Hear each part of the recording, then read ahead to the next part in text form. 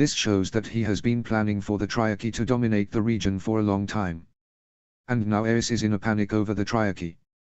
Chapter 50, The Stag Returns Home. Summary. Caitlin and Lysa are excited for their upcoming weddings, whilst preparations are made across Riverrun. And Robert finally returns home from his wardship to be Lord of Storm's End. Notes. See the end of the chapter for notes. Chapter text. Caitlin 4. Caitlin smiled as she climbed out of bed and looked out at the beautiful lands of Riverrun. Truthfully, it was a sight which greeted her eye for as long as she could remember whenever she climbed out of bed in the morning. But now, she felt so happy that nothing could possibly dampen her spirits. For the appointed day was coming closer. And as she looked down from her chamber window, she smiled when she caught sight of numerous servants hanging up bunting with the colors of houses Tully, Stark and Arryn, as well as banners of the three aforementioned houses across Riverrun's keep. Caitlin beamed as she left her bedchambers and walked downstairs to eat breakfast with her family. As she walked downstairs, she smiled when she saw Lysa reading a letter. "And what's this, little sister? Has the handsome Elbereth Arryn been sending you letters?" Caitlin asked as she put her arm around her shoulders. Lysa adorably blushed at the question. "Yes," she replied with a cute giggle before holding the letter close to her heart. "Just think, sister. Only 3 moons from now. 3 moons and we both shall be wed," Caitlin said as she hugged Lysa. "I know. Cat, I'm just so excited," she said with another giggle. As they continued on together, Caitlin spotted Petter clinging to the shadows. "Petter," said Caitlin.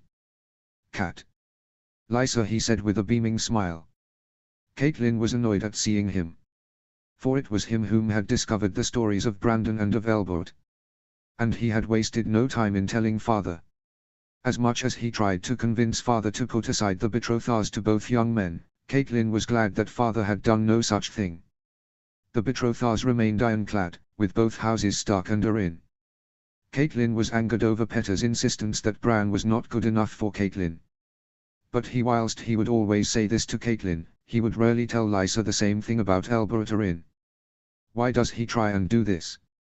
Father wants to make these matches for the Riverlands and for House Tully. To ally with houses Stark and Arryn. And what is he? The lord of a small and powerless house that can accomplish little to nothing. He is of the Vale anyway, not of the Riverlands. "Is everything all right?" asked Caitlin with a growing frown. "I merely wanted to see how you both were," he said with a friendly smile. "We are fine, Petter. We are just talking about our upcoming weddings," said Lysa. And then Caitlin saw it. How Petter frowned. "Cat. Lysa. Where are my beautiful little nieces?" Caitlin exhaled a sigh of relief. She had no idea she was holding in at hearing the voice of Uncle Brynden. She saw Uncle Brynden walk around the corner until he was stood 2 heads above Petter. "Is everything all right here?" he asked with a slight frown in the direction of Petter. "Yes, Uncle. We were just saying good morning to Petter," said Caitlin. She held on to Lysa's hand and walked with Uncle Brynden to the feasting hall. During which, she could see Petter's saddened frown. "Bran will not be unfaithful with me. And Elbereth will not be unfaithful to Lysa." But Caitlin's annoyance with father's ward was long forgotten when she looked around the keep. She excitedly smiled as she saw the decorations put up to celebrate her wedding to Bran and Lysa's to Elbereth. "Mother would be so happy if she could be here. I only wish that she could be there to see us be wed." "Uncle Brynden?" asked Lysa. "Yes, my dear," he enquired with a beaming smile. "Once we are wed to Elbereth and to Brandon, what happens with Ed Muir? Whom will he wed when he is old enough?" Lysa asked. Uncle Brynden nodded with a smile at that. "You are asking all of the right questions, little Lysa. That is good. It will show when you wed Elbereth and one day become Lady of the Eyrie," he said with a beaming smile. Lysa blushed with pride at the praise she was receiving from Uncle Brynden. Caitlin smiled at how adorable she looked at receiving this praise. "Well, your father wants him to wed similarly to you both," he said. "Your father wants him to wed a Tyrell, if Mace Tyrell ever has a daughter, or Cersei Lannister, or even Princess Rhaenys," he said. "And whom do you think he should wed, Uncle?" asked Caitlin. I think that your father would be wise to remember his bannermen and reward their loyalty to Riveron by marrying the daughter of a river lord. Just not a weasel free, he replied. I couldn't agree more, uncle. Robert VII. Robert beamed at finally returning home to Storm's End. He smiled as he breathed in the fresh air. The sea air as the winds crashed against the rocks. And the smell of recent rain on sun-kissed grass. The smell of which he loved more than any other smell. For it was a smell that brought him back home whenever he was homesick in the Riverlands or the Vale. Home. This is where I belong. Not anywhere else in the Seven Kingdoms. Storm's End. No other place like it. No other place that the sea god and goddess of the wind in old legends still try and batter down with sea, storm and wind all. And yet, still she stands. Like all Baratheons. She stands tall and strong no matter what is thrown against it. I am a Baratheon of Storm's End. And I will not live a Baratheon whom is mocked and laughed at by the likes of that fucking ginger retard, John Connington. Robert, Artyom and their retinue of household soldiers of House Baratheon rode down to Storm's End's only gate. Is it as you remember, Lord Robert? Robert turned to Artyom. He realized that he had been staring too much at Storm's End. It's smaller, Robert admitted with a frown. Smaller? Asked Artyom. Yes. Though a great and towering colossus, after being to Harrenhal, I can say that it is no longer as great and tall as it once was to my eyes, Robert confessed. True, but my lord, that is not what makes it home, is it? What makes it home is all that you love about it. Robert smiled with a nod at that. Very true. And so much there is to love about home.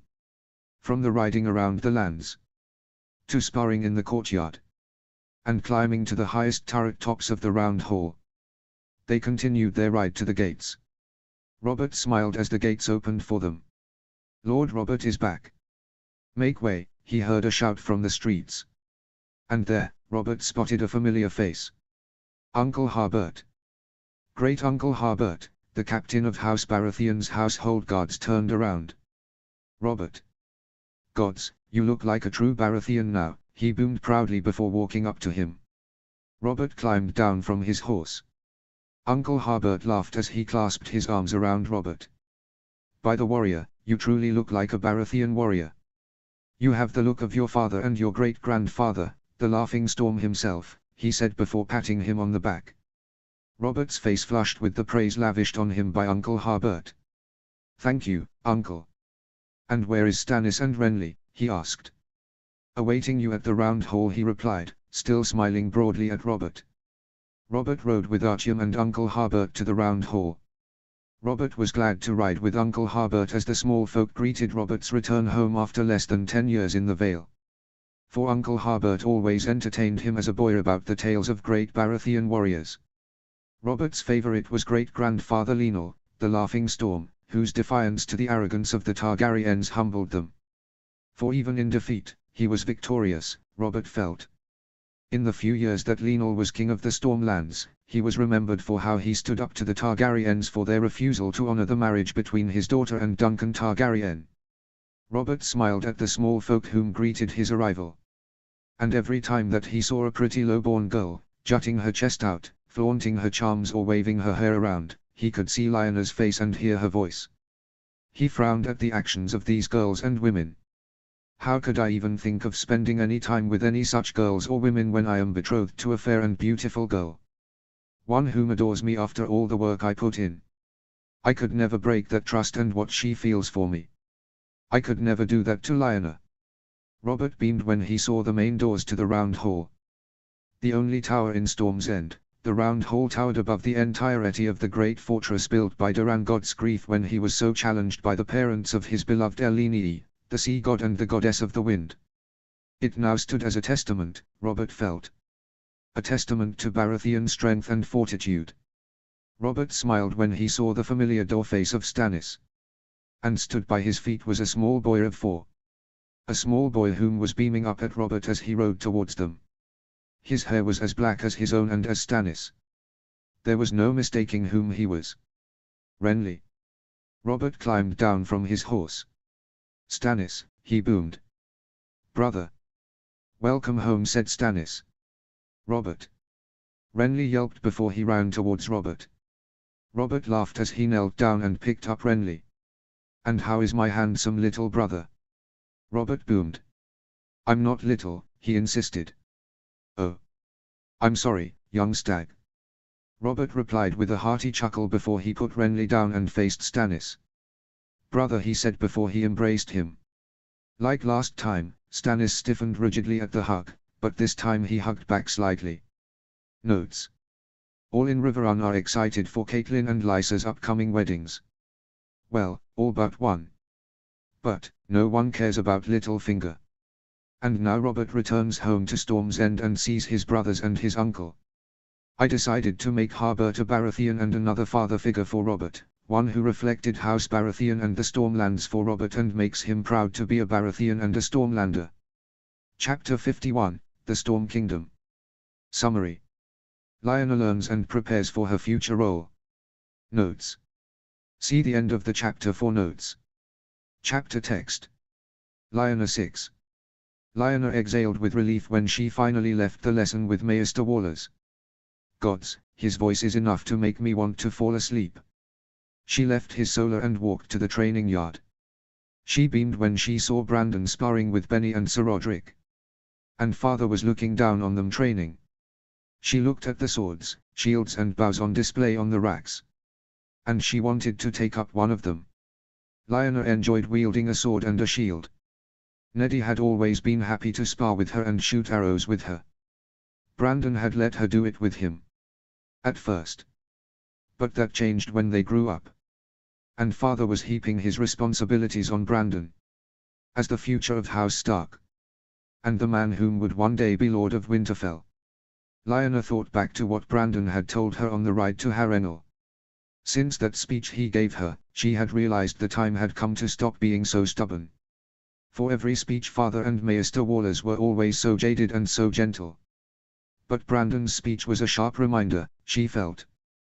But then she reminded herself of what she had thought of Robert before she arrived at Harrenhal.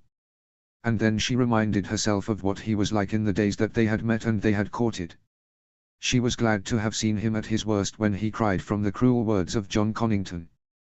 Because she now felt that she better knew the man behind the facade of a tall, strong, handsome and hardy Stormlord. Lyanna smiled when she saw Benny last a few seconds in a short duel with Brandon. "You're getting better, little wolf. But there is still more for you to learn.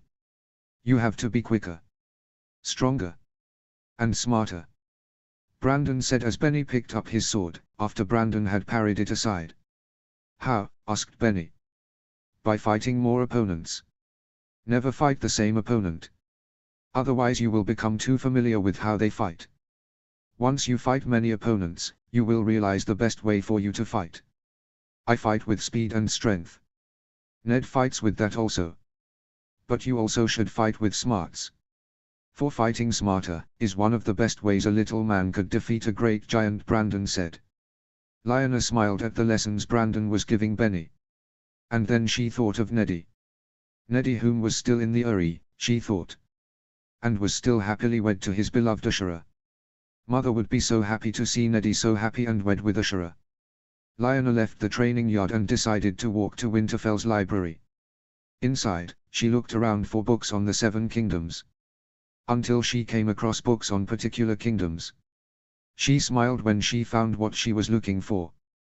Kingdom of the Storm by Archmaester Traven. She took the book to the nearest table. And she opened the book and began to glance through the pages. Lyanna only ever found books about wars, battles and great warriors as the ones that interested her the most. But she decided, if she was to wed Robert, that she would at least try to read of the Stormlands and of House Baratheon, and House Durrandon that preceded them. "I am glad to see you reading, my lady." Lyanna looked up, startled, as she turned to Maester Wallers. "Forgive me, my lady. I had no intention to frighten you," he said apologetically. "Not frightened. Just surprised," she said. "Of course," he replied before glancing at the title of the book on the spine. He smiled victoriously at seeing it. "Did you think me a stupid girl not behaving like a simple and simpering southern lady? And do you think I'm doing this because you are right? You are an absolute fucking toad. And I'll be glad to see the last of you when I leave Winterfell. Fucking southern twat. Why does father keep him around? He should have sent him to the wall long ago. I'm just reading on House Baratheon and the Stormlands, she said. Good. Good, I am glad to see that, he said with an annoying and condescending smile. A smile which Lyanna wanted to wipe off of his idiot face. I hate that he is happy. In Storm's End, there better be no idiot maesters such as this fucking moron. Notes. Lyanna is now attentively learning for what is expected of her as Lady of Storm's End, whilst also treating the odious Maester Wallers as though he is the human embodiment of an eye roll. Chapter 52, Making New Friends. Summary. Vargid leads the newly formed Lysan army and takes the fight to the Dothraki. Notes. See the end of the chapter for notes. Chapter text. Vargid 8. Vargid retained a focus on both his charge and also on the encroaching Dothraki horde as they rode towards the Volunten army, led by the battle-hardened general, Trenos Magai, the renowned young tiger and greatest warrior and commander of Volantis, having won battles from as young as 17 against Rhoynar bandits and Dothraki bands. Having met with the Volantens 2 nights before, Vargid remained confident in the plan and in the fighting prowess of the Volantens and on the Triarchy army. On Valerie's command, Vargid commanded an army of 10,000 Lysans and 2 contingents of troops from Myr and Tiosh, numbering 6,000 in total. Thanks to the resources provided from the Northerners, they were equipped with fine quality swords, spears, axes, bows, arrows, shields and armor. The Volanten army was of 15,000 men, including their elite and heavily armored cataphracts and the mighty tiger cloaks. When Vargid caught sight of the tiger cloaks, he nodded with awe at them. The tiger cloaks. What I would give to have a force of they and a legion of Unsullied under my command in the army. Then all enemies of the Triarchy would fall. They would be deeds worthy of a grand place in history. The plan for the battle was for the Volunten army to approach the horde of Dothraki, 25,000 riders under Kulbabo's command. The Dothraki would respond, as they always would, with an overwhelming charge of all their riders at once, hooting, screaming and shooting arrows in equal measure before they came close. And when they came close, they would be flanked on both sides. On one side, by the charge of the Volunten cataphracts. On the other side, by the Triarchy cavalry. And on the rear, by the combined heavy infantry of the Triarchy and the tiger cloaks of Volantis. Vargid saw how the plan was working. The Volunten army, seemingly marching towards the city of Volantheris, was now set upon by Kulbabo. Vargid looked through a Mirish spyglass at the Dothraki. His gaze was focused on a rider whom could only be the notorious and rampaging Dothrakikul. He rode atop a red horse. Both rider and horse were scarred by many battles. The rider retained braids reaching down to his horse's underbelly, evidence of countless victories. And he wielded a huge arrow, as he grinned at the many Volantens stood in his way to yet another victory. Kulbabo takes the bait, Maegor noted with a cruel grin. Just looking at him as he spake and smiled, Vargid raised a brow. His robust and hardy physique are not only the traits he inherited from his father. The boy is a killer. Battle will never ever frighten him, nor will the men he kills haunt his sleep. Vargid nodded as he finally unsheathed his beloved arrow of Valyrian steel. A prize he had claimed in years past when he fought in the fighting pits of Meereen. In Daznak's pit, 2 years before he found service under Valeries, he slew Kaboros, the champion of Meereen. Maegor unsheathed the sword of his family, as the hoots of the Dothraki matched the hoofbeats of 25,000 horses charging in unison at the Volunten army. The horde unleashed numerous clouds of arrows on the Volunten army.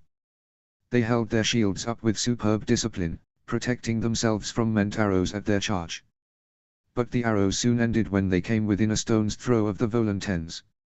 Vargid nodded before turning to his commanders, whom began to ride towards the men they commanded. The commanders with him were all young Lysan noblemen. Nobles whom wanted glory on the battlefield against the Dothraki. As Vargid had suggested to Valeries to encourage these young men to find service in Ly's army.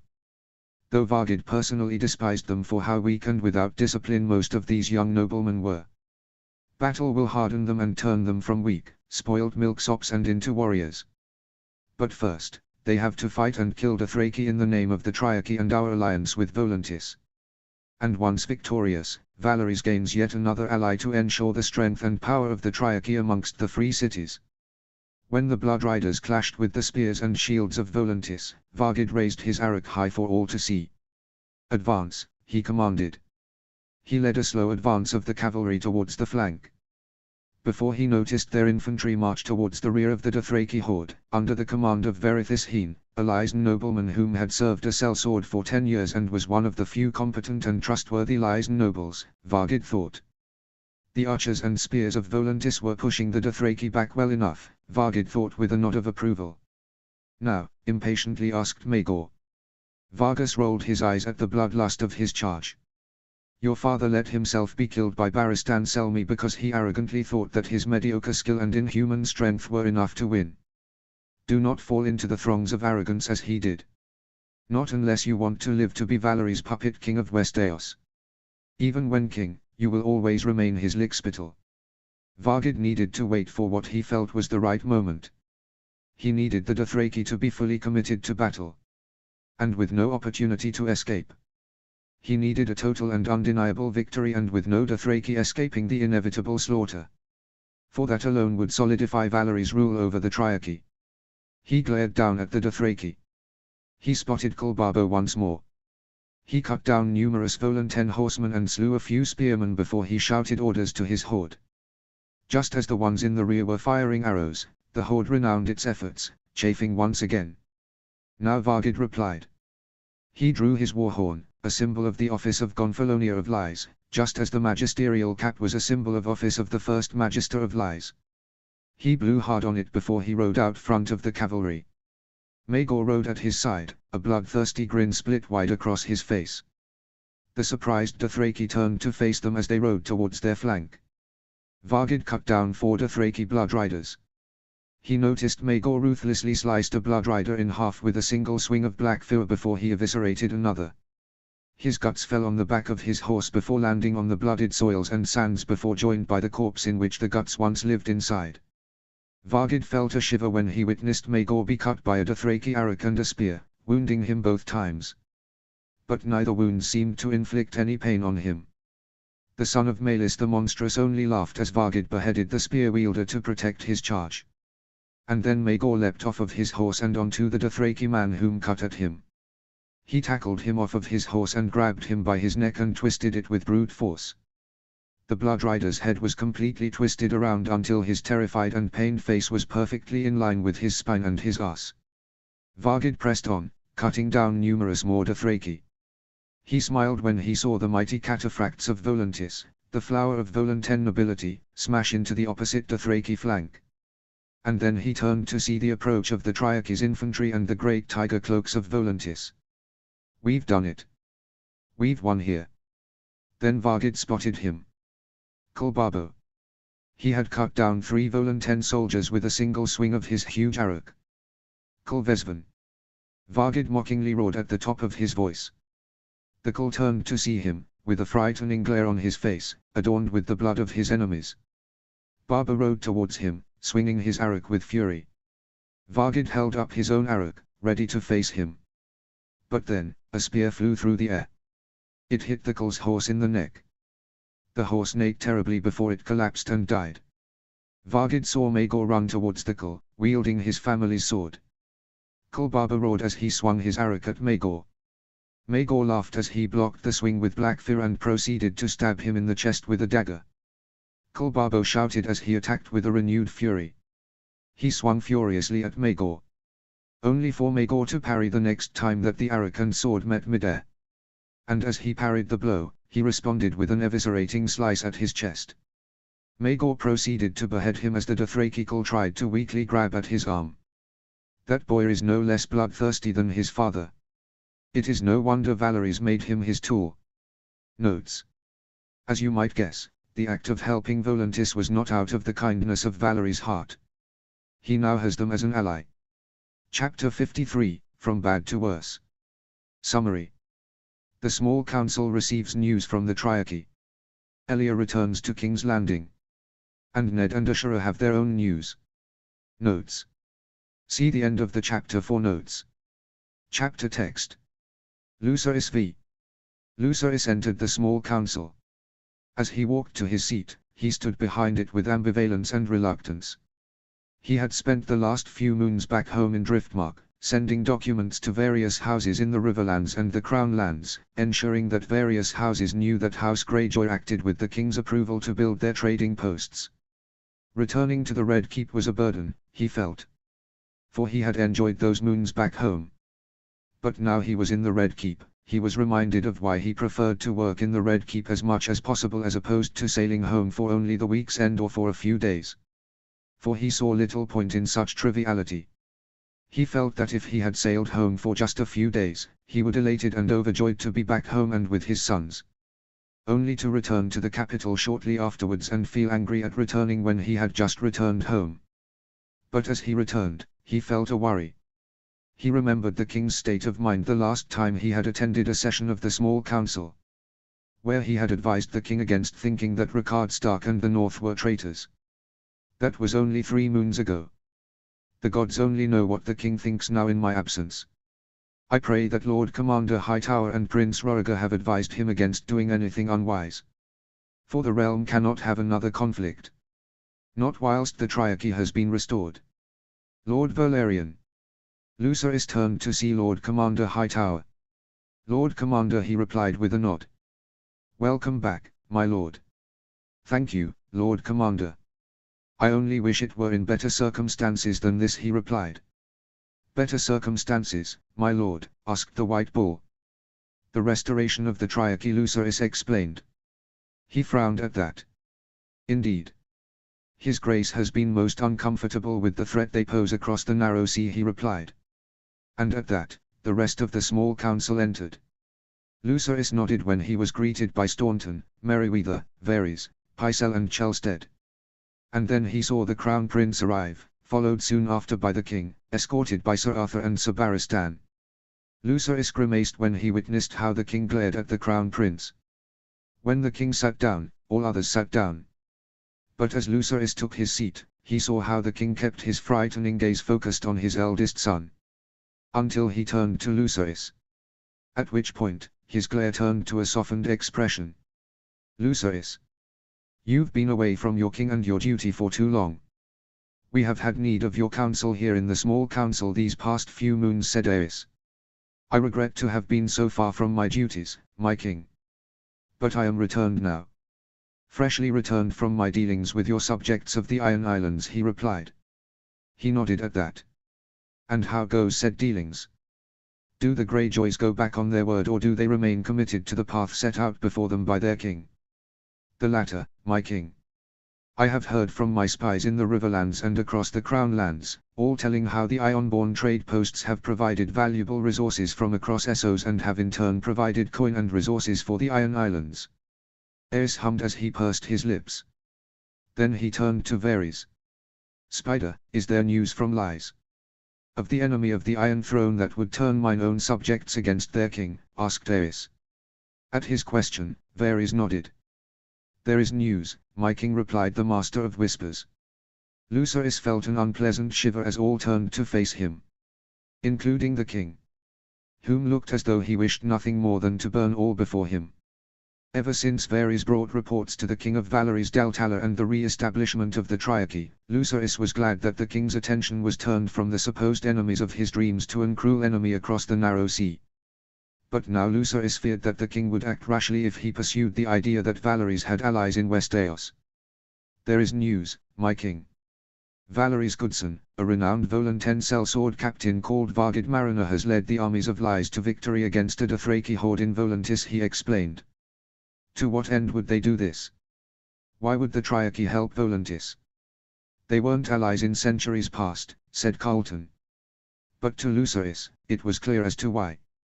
To gain Volantis as an ally, he realized aloud. A point which made the king's eyes widen in realization. Whom do the Triarchy count as allies, Spider? The king demanded. Currently only Volantis, my king. Though a bird has sung me a song that Valerys has been courting the possibility of alliances with Pentos, Qohor and Norphos. Suddenly, Lucerys realized something. Wait, Lord Varys, you said that the Lysan army marched on Volantis to help them against the Dothraki. I did, Lord Valerian. With what army? The last I heard, Lies had only a few sellsword companies under their command and that the Golden Company was under contract in the lands of the Long Summer. All turned back to Varys at this question. Lord Valerian, your assumptions are correct, concerning the sellsword companies that Lies had under its employ and the whereabouts of the Golden Company. No, the army they have under their command is a new army, formed by Vargid Mariner, and it is made up of free men of Lies and conscripted and cajoled slaves and small folk, all equipped with arms and armor forged of the resources provided by the steel and ironwood of the north. Lucerys glanced at the king. He glared infuriatingly at Varys before leaving the small council in a hurry. Elia 9. Elia beamed as Rhaenys stroked Balerion whilst sat on Elia's lap. Whilst Lara and Miria were sat down and resting in Elia's cabin, exhausted from playing with Rhaenys. Though tired herself from playing with Rhaenys, Elia's spirits were not dampened. Not when she was soon to return to King's Landing.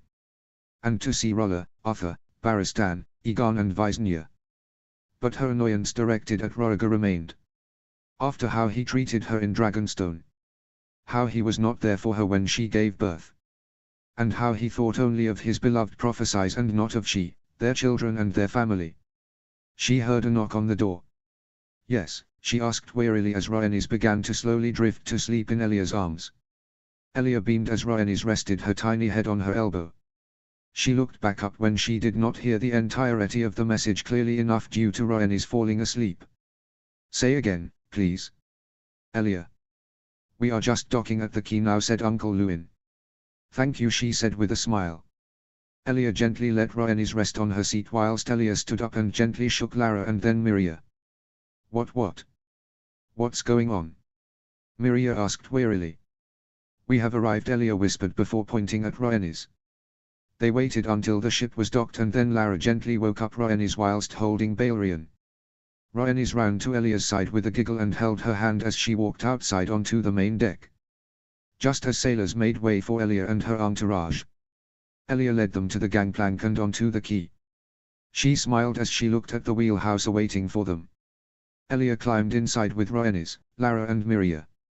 Lara passed Balerion to Rhaenys, whom purred affectionately as Rhaenys stroked him and kissed his forehead and ticked him behind his ears. Elia did not enjoy the smells of King's Landing. The smells were foul. Nothing like the smells of Sunspear, or even of Dragonstone, which were of salt, sulphur and the sea, which she found more pleasant than the stench of the capital. But as she was driven through the streets of King's Landing, Elia did not let the stench dampen her spirits. Not when the good small folk of the city all took time out of their daily lives to greet her arrival, as they cheered and waved at her. For which she beamed and waved at them in reply. I shall soon see Aegon and Visenya, Elia reminded herself. There was a time in which nothing would have pleased her more than to see Rhaegar as well as their daughter. But now all he truly cared for was fulfilling his prophecies which he had become so obsessed with. Elia looked up at the Red Keep when they arrived at the gates. Uncle Lewin opened the wheelhouse door for her and held his hand out. Eh? She smiled as she took his hand and climbed out. She was quickly followed by Miria and Lara, the latter whom held Rhaenys' hand whilst Balerion followed after Rhaenys, meowing as he did so. Elia looked around and saw Rhaegar awaiting her, with Arthur and Sir Jaime. My prince, she said reservedly. Princess, he replied with a smile. Why do you smile? All I have ever been to you in recent moons has been a vessel to provide you with 3 dragons. And how are our children? Elia asked. They are well. I am sorry that you could not be there to see them consecrated in the great September, he said, with sincerity, she noticed. That is quite all right. So long as they are well, then that is all that matters, she replied. At which he nodded and offered his hand. She reluctantly held his hand, but kept a smile for appearance's sake. As they entered Maegor's Holdfast, Elia smiled when she saw Rolla. The queen, elegant and beautiful as ever, beamed when she saw Elia, Rhaegar and Rhaenys. Elia, my dear. It is so wonderful to see you. And to see my beautiful granddaughter, she said before she knelt down and hugged and kissed Rhaenys on both her cheeks. Mother, are you well? Sir Arthur told me that you were with the Grand Maester, said Rhaegar. I am well. He just told me the news that I am with child. Whilst Elia was happy at the news, she also felt anger and sadness. knowing full well the circumstances from which she was now carrying her child. That is wonderful news. Did he say how long until you shall give birth? Elia asked. In 6 or 7 moons, he thinks, she replied before accepting a hug from both Elia and from Roriga. I shall leave you two and see your own children, Elia. I must tell the king the good news, she explained before taking her leave. Elia frowned when she saw the scratch marks on her wrists and arms and the bruises on her neck and arms. Roriga, you fool. If you had done what we had planned at Harrenhal, then we would have saved your mother from your madman that you call a father. Elia walked with Roriga to the nursery. She saw how concerned he looked as they entered. What concerns you? She asked. Mother. That she carries another child, he replied. Elia nodded, as she remembered the failed births she had had, Shaina, Daeron, Egon and Jaehaerys before Viserys was born. She will be fine, Elia replied before holding his hand. But the prophecy. What of that? Will this affect it? Roriga asked with a panic. Elia rolled her eyes at that. Roriga. Look at me. He did so. Egon, Visenya and Rhaenys had a bastard brother, or Isbaratheon. He did not betray nor harm his own family. He fought alongside them in their quest to unite the 7 kingdoms. And neither will Viserys nor your future sibling. Roriga nodded in understanding before they reached the nursery door. Roriga. You have an heir now. You have 3 children. Why do we not act? Why do you not do as you said you would at Harrenhal? Elia asked. That was a mistake. What was? I should have acted in Harrenhal, said Roriga. Yes, you should have. But why did you not? I was jealous, he admitted. Of Baelor. Of Baelor. Yes, he replied with a nod. Then why do we not act now? Whilst your mother still suffers under his cruelty. And whilst the 7 kingdoms is united behind you, all awaiting your word on when to act. Roriga frowned as he opened the nursery door. It is not as simple as that, Elia. Then tell me, she demanded. Do you know of what happens in the free cities? He asked. The Triarchy. Yes, I have heard of it, she said. It keeps father's attention focused. My plan is to await for mother to give birth, whilst we prepare a feast to celebrate the birth of her child. And invite the nobility of the realm to the capital. And then, we shall overthrow him. Eddard 9. Eddard tightly held Ash as they sat on their newly arrived bed in their shared bedchambers. The bed was new, for now that they were wed and sharing the same bedchambers, they required a larger bed than the one Eddard had had only before Harrenhal. And never did the two shy from their love for each other in their chambers. Eddard felt a blissful sense of elation as he felt her lips on his and felt her luscious and beautiful raven black hair run through his fingers. His hands wandered from her hair to her neck and down her back until they reached the hems of her dress. But then, Ash broke from the kiss with a raised brow. Ned, is there a reason as to why your hands travel from my hair and to my dress, which just so happens to be all that covers my ass? Eddard blushed at her questioning. Until she dissolved into a fit of giggles. Oh, Ned. How I do love to tease you so, she said before she calmed down and a smile returned to Eddard's face. As much as she loves to tease me, I could never get tired of listening to her laugh. Ash gently pushed him down onto the bed and climbed atop of him. Eddard felt his member harden until it hurt as she reached up to the shoulder straps of her dress.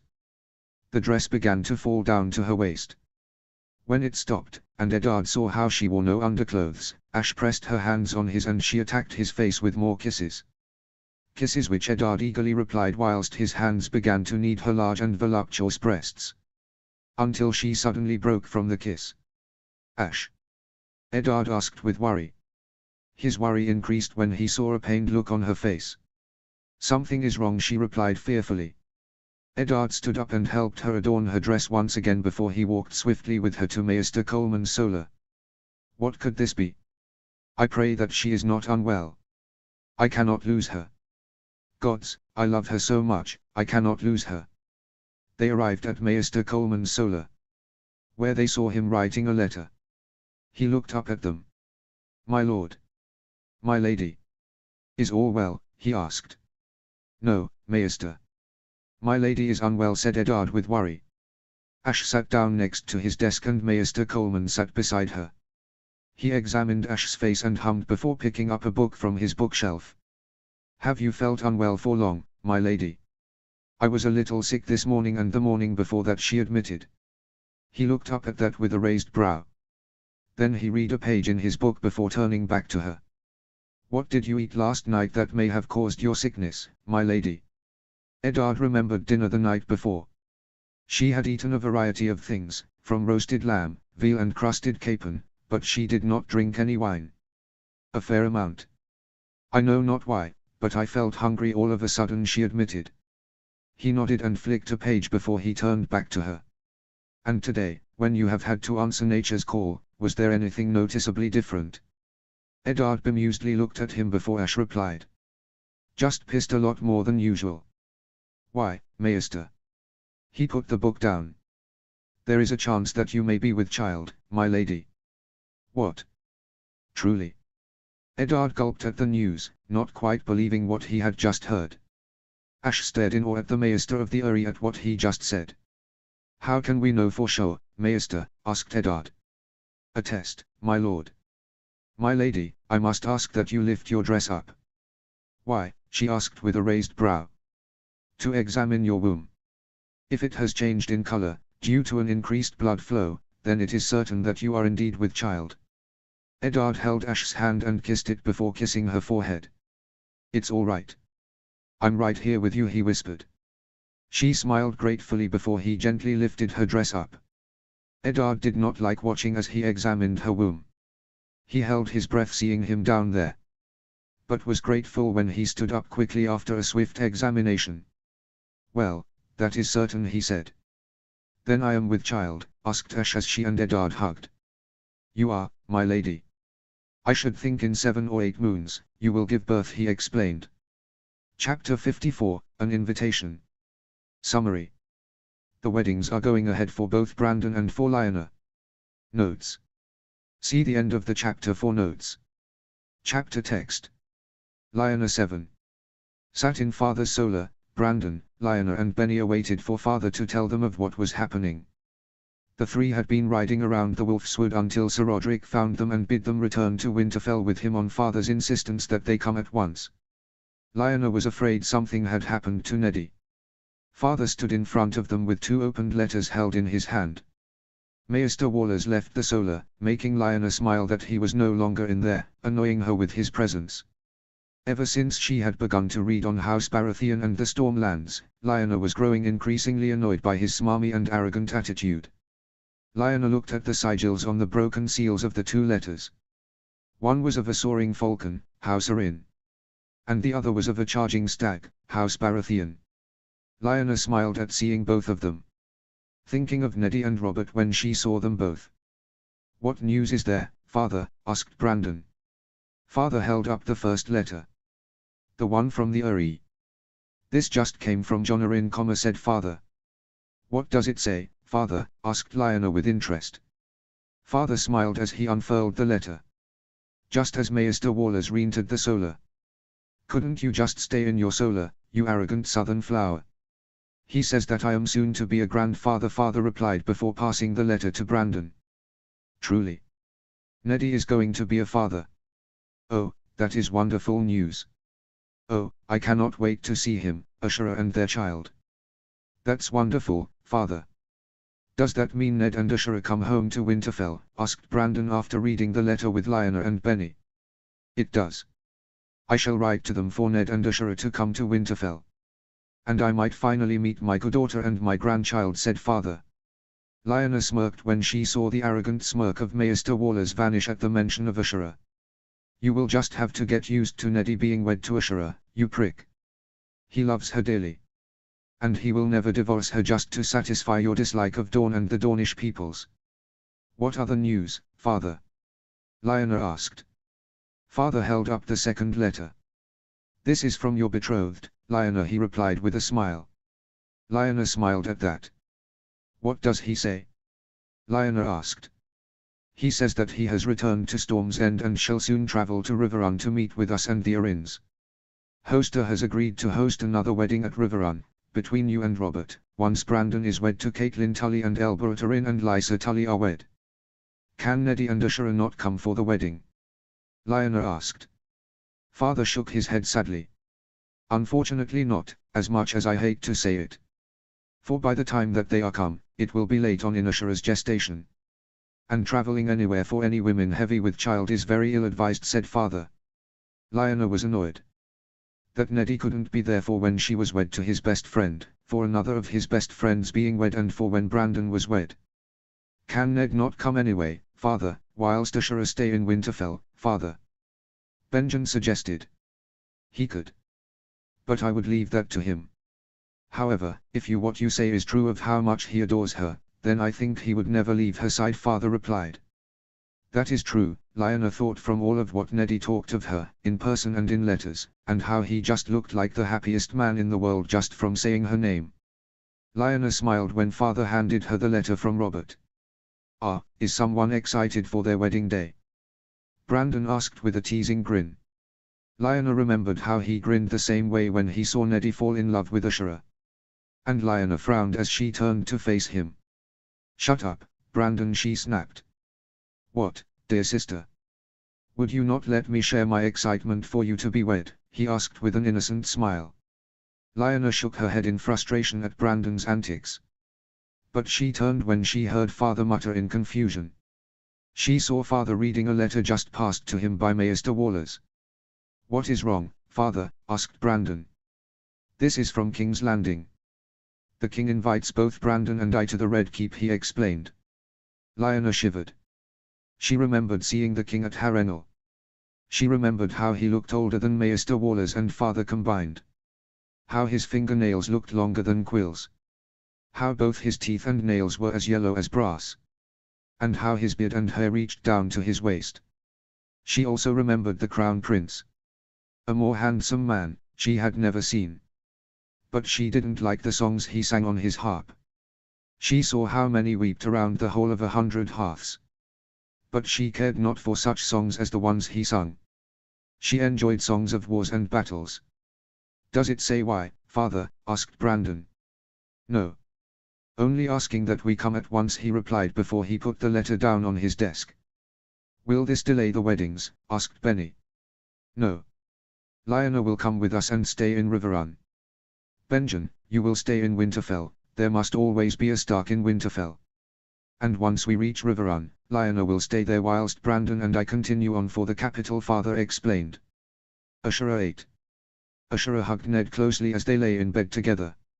Her eyes opened to the rising sun, beaming through the window.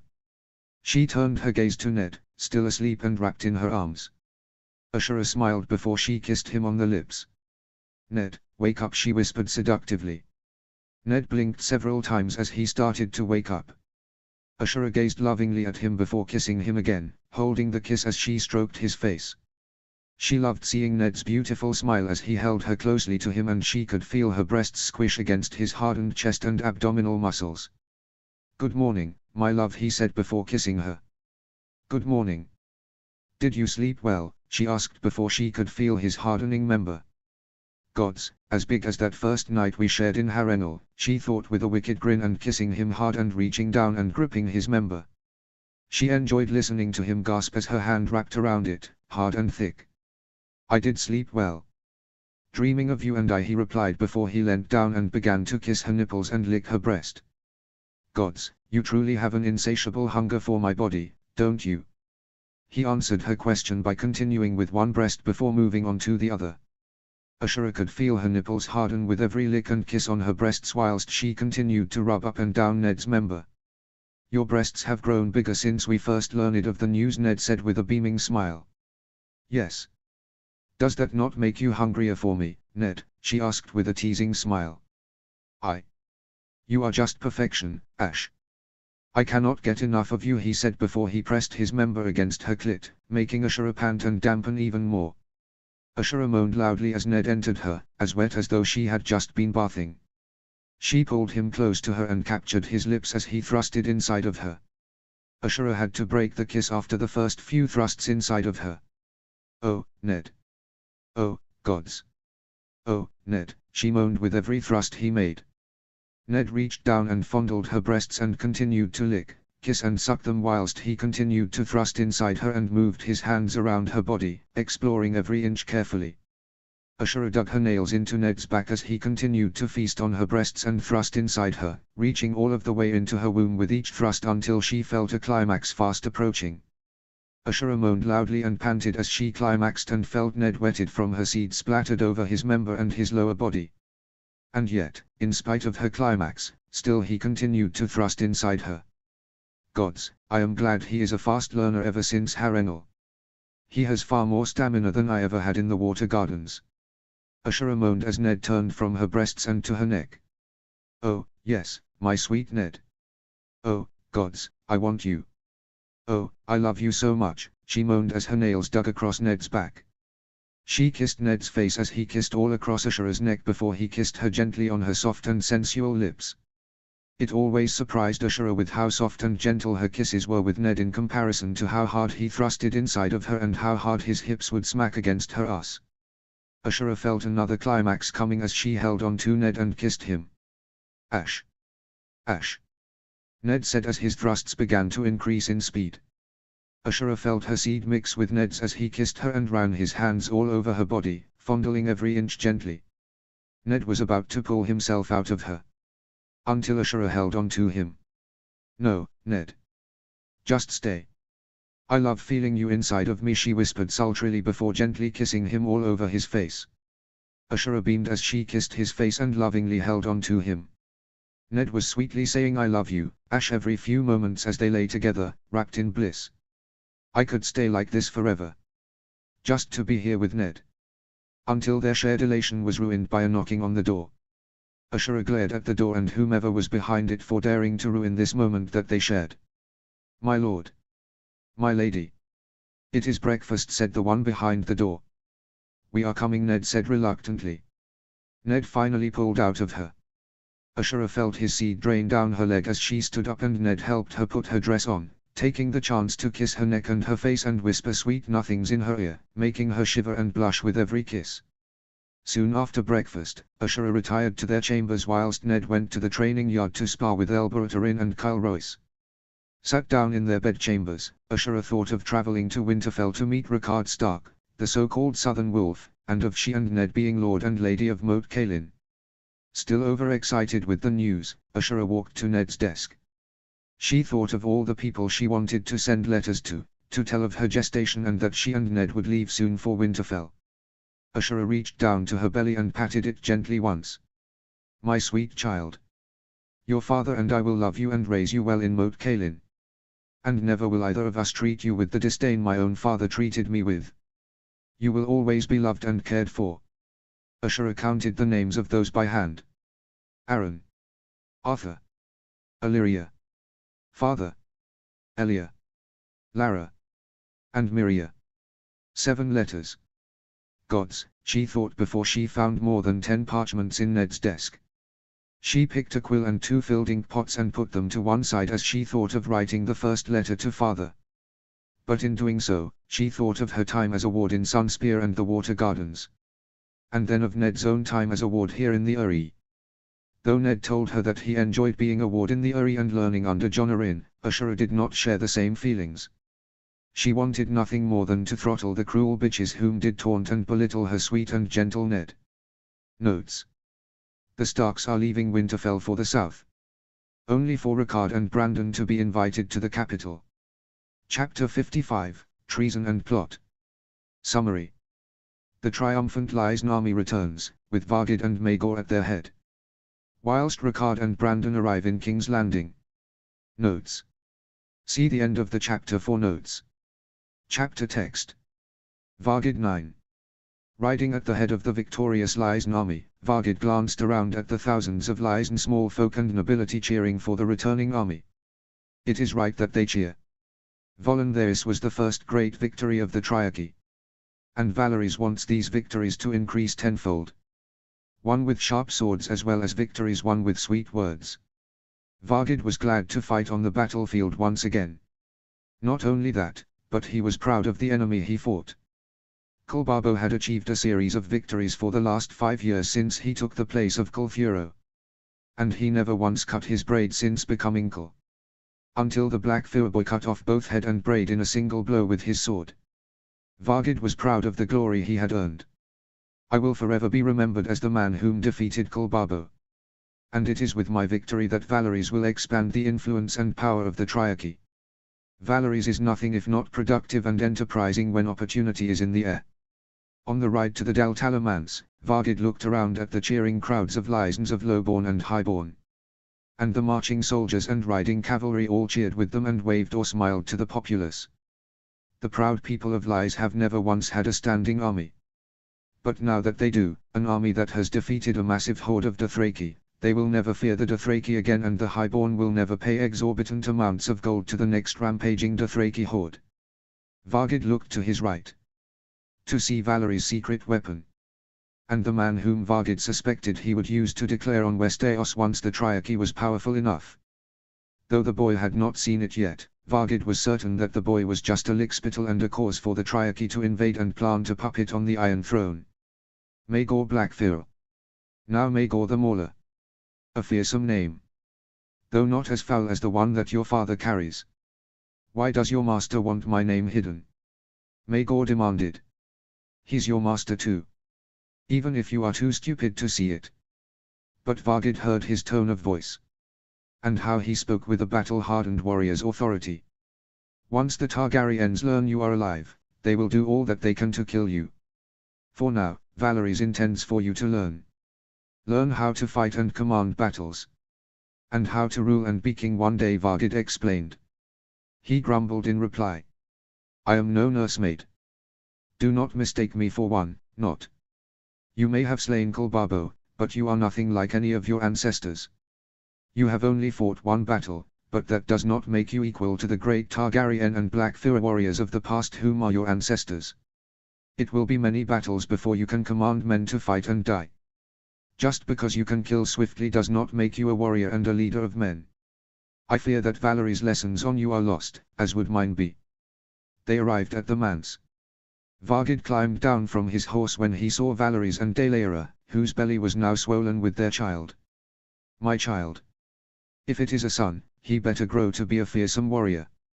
No son of mine will be a Lysan merchant prince, magister or pen pusher. Vargid.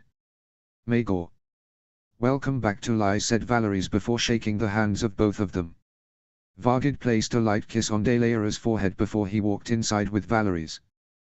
Batyatos, ensure that Maegor is suitably rewarded for his bravery and service to Lys, he commanded. Yes, Exo. I doubt he will be a gentle lover to any concubines or girls of Lys' pleasure houses sent his way. He is a warrior whom lives for the next fight and the next kill. Any children he does have will be born from lust and violence, never from love and duty. Hardly the image of a romantic and great warrior. What have you to say of Maegor? Asked Valeries. He slew Kolbabo himself. Already the men are naming him Maegor the Mauler, he explained. But they do not know his name. They do not. I have done as instructed, Vargid replied. He nodded. Good. And now, with the victory, Volantis has been very welcome to an alliance with us, he said. I thought that the Tigers wouldn't want an alliance with the Triarchy, asked Vargid. They wouldn't. However, this great defeat of the Dothraki has left many lands in the Dothraki Sea empty and without any horde to settle them and graze them like the nomadic ravages that they are. The Tigers want to settle as much of these lands as they can expand Volantis and its power. Will that make them a threat in the future? Asked Vargid. It will not. Though their power will be greater, their armies will still be needed to fight off any more Dothraki hordes and incursions. Which is something that they cannot accomplish, without allies or resources we have at hand, thanks to our friends in northern Westeros, Valeries explained. Where to now? Asked Vargid as they entered his solar. What do you mean? Valeries wondered as a slave poured them each a cup of wine. We now have Volantis as an ally. Where now for allies amongst the free cities? Asked Vargid. Ah. The next shall be Pentos, Qohor and Norphos. Lucerys 6. Lucerys followed the Grand Maester to his solar. Your letter, Lord Valerian, he said. Pycelle passed the letter to Lucerys. He smiled when he saw the seal of the Kraken of House Greyjoy. My thanks, Grand Maester. Good day. And to you, my lord. Lucerys left his solar and broke the seal of the Kraken. He unfurled the letter and walked to a nearby balcony. The Lord of Driftmark smiled as he looked out at the sea, but then went back to reading the letter sent by Quavian Greyjoy. To Lucerys of House Valerian, Master of Driftmark, Lord of the Tides, Master of Ships. Lord Valerian, I am proud to say that our shared ventures are brimming with success. The trade posts built on the lands of houses Malister, Mutan, Riker and Hollard have been of great benefit to the Iron Islands. With your permission, I shall soon send Harlon to the Eyrie, to Winterfell and to Casterly Rock to treat with the Arryns, the Starks and the Lannisters respectively and build new trade posts on selected lands in their respective kingdoms. I trust that your share of the revenues are reaching Driftmark as a sign of our good faith. Indeed, the coin we have been making with this trade in the Iron Islands has been to great benefit. And slowly but surely, many captains of the Iron Islands are taking to making lawful voyages across the known world and bringing their goods to our trade posts. The resources sent to the Iron Islands from these foreign voyages and trading missions as well as the resources bought from the Riverlands and the Crown Lands has all been well received from all my people. Indeed, I have it on good authority that they have never seen our markets so plentiful with good food and drink. I wish to give you my thanks, my Lord Valerian, for your trust in me and for helping me achieve this goal that I have long sought to achieve to bring my country to leave its past in the past and join with the rest of the mainland in working towards the future. Yours sincerely, Quavian of House Greyjoy, Lord Reaper of Pike, Lord of the Iron Islands, Son of the Sea Wind. Lucerys smiled proudly at what he had read. The king shall be very interested to read this. And it is truly wondrous news. Even better, my share in the revenues will go a long way in restoring Driftmark to its former glory. Because of the coin sent by both the Starks and the Greyjoys, Lucerys' last letter from Montford had said that rubble had been cleared from both Hightide and Hull, as well as hundreds of Valyrian settlers coming from as far as Lyse, Teosh and Myr to settle in both places. This, Montford had said, was helping them rebuild both places sooner than expected, as well as Oran shipping marble from the Vale and building a larger merchant fleet and war fleet. Lucerys folded the letter and placed it in his pocket and began to walk to the throne room. So eager was he to bring this news to the king, as well as the news that hundreds of Valyrians from Essos were settling in Driftmark. I'm sure he would be interested in exotic girls from the pleasure houses of Lyse. Though he wouldn't want any black Fires, he could award Oran legitimacy and the chance to build his own seat, as well as give a family seat to Viserys. This way, there will be more Valyrian houses. Send the traitors to the Black Cells. Lucerys gulped and shivered at hearing Aerys speak these words. Gods, what has happened? Lucerys swiftly walked to the throne room, where he saw two men tied in chains and grabbed by household soldiers of House Targaryen. Both men were covered in blood. They were dressed in boiled leathers and wolf-pelt cloaks. Their hair was dark and wild and their eyes a dark grey color like clouds on a winter's day. Rickard Stark, Lord of Winterfell, and his heir, Brandon, Lucerys realized, as the two large and robust warriors fought with the soldiers, even when tied down. Lucerys saw Sir Jonnet Hor nursing a wound in his breastplate. Sir Jonnet Hor, go to the Grand Maester and get that seen to. The dragon needs all its servants able and ready against all threats and traitors, snarled the king. Yes, your grace, replied Sir Jonnet Hor earnestly. What losses, Sir Alisa? The king asked the captain of the guard. We killed all their guards, my king, 20 of them. But at a loss of 50 of my best men and another 50 wounded, he replied. All of this bloodshed. And for what? For the idea that they may be traitors. I must stop this. Lucerys shivered when he turned to the king, and the throne room cleared of nobles and courtiers. My king, said Lucerys, bowing to him. Lucerys. Rise lazily, said the king. My king. I ask that you reconsider throwing the Starks in the Black Cells. He felt his heart beating fearfully at seeing his frightening gaze. You would question your king. Do you plot against the dragon too, Lucerys? I thought you were a loyal and good man. And I am, your grace. I have always been loyal to House Targaryen. But if we do this, I fear that it will only play into the hands of Valerys Daltala. His eyes narrowed at that. Lucerys gulped at seeing his eyes gaze piercingly at him so. What do you mean? I mean that Valeries will not think that these arrests will change anything. He will not fear the dragon nor change his plans in expanding his power and influence in cause against House Targaryen. Indeed, he may try and seek to divide the realm with these arrests. He hoped that the king would understand. And that somewhere, deep down, the Aes he remembered was still there. And that he would at last see reason. But he waved his hands. Your advice will be considered, Lucerys. Leave now. I pray I have done the right thing. For now I fear that what he has done has started a war. A war amongst his own subjects and against his authority. All the while, Valeries shall be watching with amusement at seeing us fight each other. Notes. Valeries has told Vargid his future plans. But now, Aes madness has taken a turn for the worse, as the Starks have just discovered. Chapter 56, War Stories. Summary. News of events unfolding in King's Landing reaches Riverrun. Notes. See the end of the chapter for notes. Chapter text. Brynden v. My brother and I led a company of knights to the pirates' den on Torturer's Deep.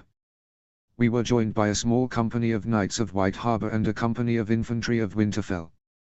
Leading them was your lord father, my lady, said Brynden as he was sat with Lyanna Stark and Ed Muir, both eagerly listening to when he and Hoster first met Ricard during the war.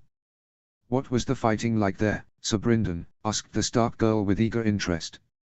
It was a refreshing surprise for Brynden to see a girl the same age as Lysa to be so interested in his war stories, as opposed to preferring stories of knights jousting and doing honorable or romantic deeds. Well, after meeting with your father, we marched under the cover of darkness to confront them. Strangely enough, nighttime was my favorite time during the war in the Stepstones, he said. Why was that? She asked. Because it was far more peaceful. For during the day, we always came under attack by the intense sunshine, the scorpions, the serpents, the dust devils, the insects and black fear archers hiding behind rocks, he replied. Did they always hide so, and not fight honorably? She asked. They did not. It was their way of weakening us and crushing our morale, for they knew that they were outnumbered. To the extent that we paused and held our shields up whenever we came near a rock large enough to hide a small group of archers. Now, we made our way to the pirates' den. We found them. 5 pirates' ships and 300 pirates there. We were evenly matched. But, we were more acclimatized to the foul climate of the Stepstones than they were. So whilst they were taking shelter inside the cave, their sentries did not even try to watch out for us. Both Lyanna and Ed Muir were eagerly listening as he continued. We quietly marched towards the front of the cave. And then we fired arrows on them. Hoster, Ricard and I attacked them. And because they were holed up in the cave, they had no chance of escape. Their only way out was to surrender or to fight us. So they fought.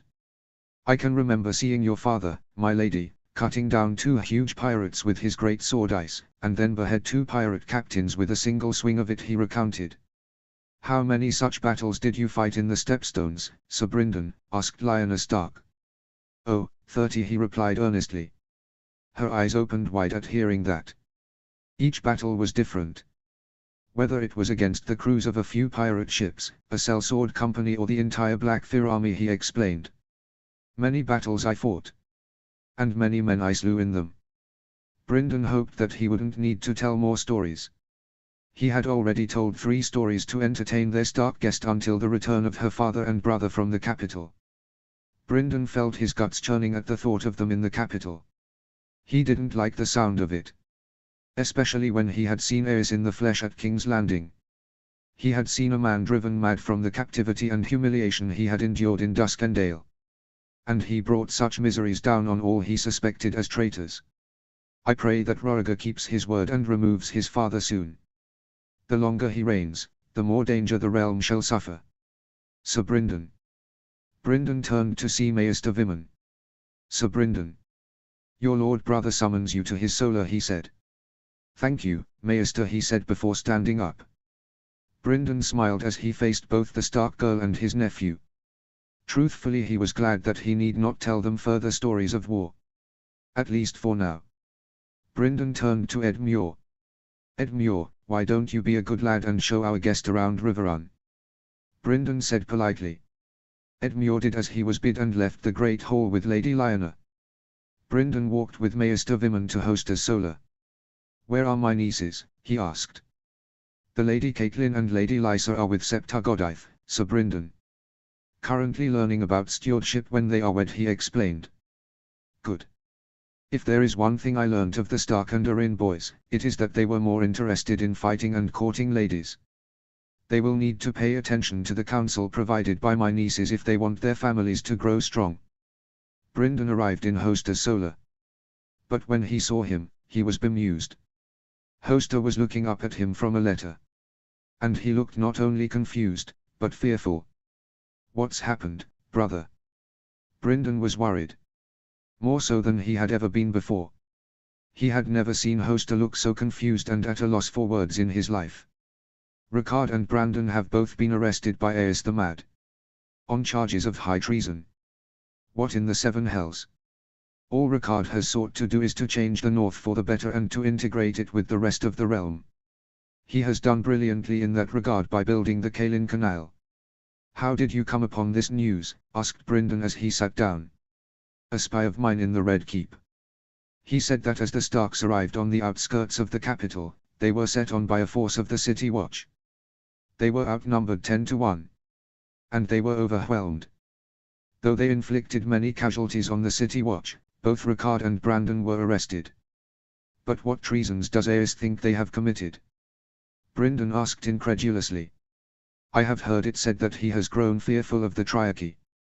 And Ricard made a trade deal with Lies before it formed the Triarchy. So, he thinks that Ricard plots with the Triarchy." Hoster shrugged. "What do we do?" asked Brindon. "We keep Lyanna Stark safe. I will not have her life put in danger. Until we know what is happening in the capital, we keep her safe here and make plans to get her to Winterfell." "Not Winterfell," Brindon said immediately. "Why?" asked Hoster. "Aes' eyes will be on the north because of this." "But his eyes will not be on Storm's End," Brindon explained. Our Hoster said, realizing what he meant before nodding. "Whom can we trust to get her to Storm's End then?" asked Hoster. "I know of a few unsavory characters whom frequent Maidenpool. One in particular owes me a debt. If needs be, I can contact him and have him bring Lyanna to Storm's End," Brindon replied. "Very well. Get in contact with him and let him know that his services may be required, but make no promises unless the situation in King's Landing is absolutely dire." Notes. Should worse come to worse, Brindon and Hoster now have a plan to protect Lyanna. Chapter 57, Dark News. Summary. Aes reaches a verdict on the Starks. And news of said verdict spreads. Notes. See the end of the chapter for notes. Chapter text. Roriga 8. Before you, my lords and ladies of the realm, stand the traitors Ricard and Brandon of House Stark. Father snapped for all the throne room to hear as the two were brought before the Iron Throne, surrounded by guards and soldiers. Roriga gulped when he recognized a man stood alongside Carlton Chelstead. It was Wisdom Rossart of the Alchemist's Guild. "His presence here cannot mean anything good. I did invite them here, to hear their reasoning on their trade and deals and agreements with the resurrected rival of the Seven Kingdoms, the Triarchy of Lies, Myr and Tioche. And yet, upon their arrival at the capital, the good soldiers of House Targaryen sent to escort them to the Red Keep were brutally murdered." He paused and let all the courtiers and nobles mutter at what he claimed. "Father, what are you doing?" Roriga frowned at what Father was implying and on where he feared that this was going. He felt the warm feeling of Elia's hand, holding him and preventing him from doing anything stupid, he realized. Thanks to the timely arrival of Sir Alisa of House Thorn of the City Watch and Sir Jonnet Hoare of the Kingsguard, the criminals were indeed subdued. For the good soldiers they had murdered and the harm that they have inflicted upon the Seven Kingdoms. For if they came here with murderous intent, on whose bidding was it? He paused and let the question remain unanswered as the courtiers and nobles kept a fearful silence in the throne room. But no treason shall remain unanswered. So long as a dragon is sat on the Iron Throne, no treason shall not be punished ruthlessly, whether great or small. The nobles clapped at that like the lickspittles Roriga knew them to be. He frowned as he glared up at Father. But he gulped when he realized that Father was glaring at him also during his speech. Finally, Father turned to face Ricard and Brandon Stark. For the murder of the king's men, and for plotting against your king in service to the Triarchy and its nefarious schemes, I hereby sentence you both to be executed. A sentence which shall be carried out immediately. Roriger's eyes opened wide when the soldiers held down both Starks whilst acolytes of the Alchemists Guild came towards them, both holding jars. Wildfire. No.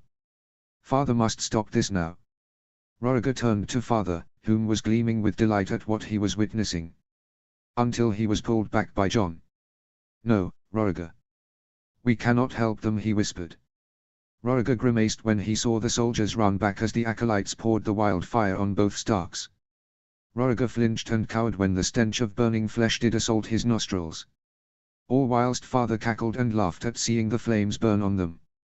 Roriger coughed and gasped for breath as the flames began to burn both the Lord of Winterfell and his eldest son.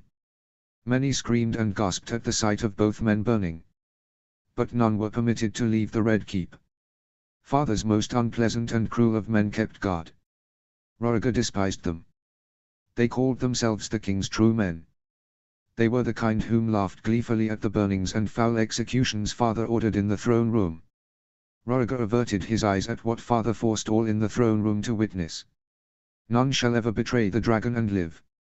Father yelled madly. But he could not block out the wildfire crackling. Nor could he stop himself smelling the stench of burning flesh, which threatened to make him retch. And yet he couldn't help but admire both Ricard and Brandon Stark. They and their guards had fought to the end when cornered by the household soldiers of House Targaryen, killing 32 soldiers and 18 knights. And even as they burned to death, neither Stark screamed nor begged for mercy. Roriger glared at Father, whom at first cackled at the crackling of flames. But he glared in fury at them for not even screaming nor begging for mercy. Better men than you will ever be, Father. I must stop this. I must end his reign now, before more die. But how? When finally they died, with little more than bones as remains, Father finally spoke. Throw the bones to the hounds, he snarled, his voice laced with venom and dissatisfaction. As the king's true men took away the remains, the court was finally permitted to disperse. Whom of the Starks remain? Father demanded of Varys. 3. My king.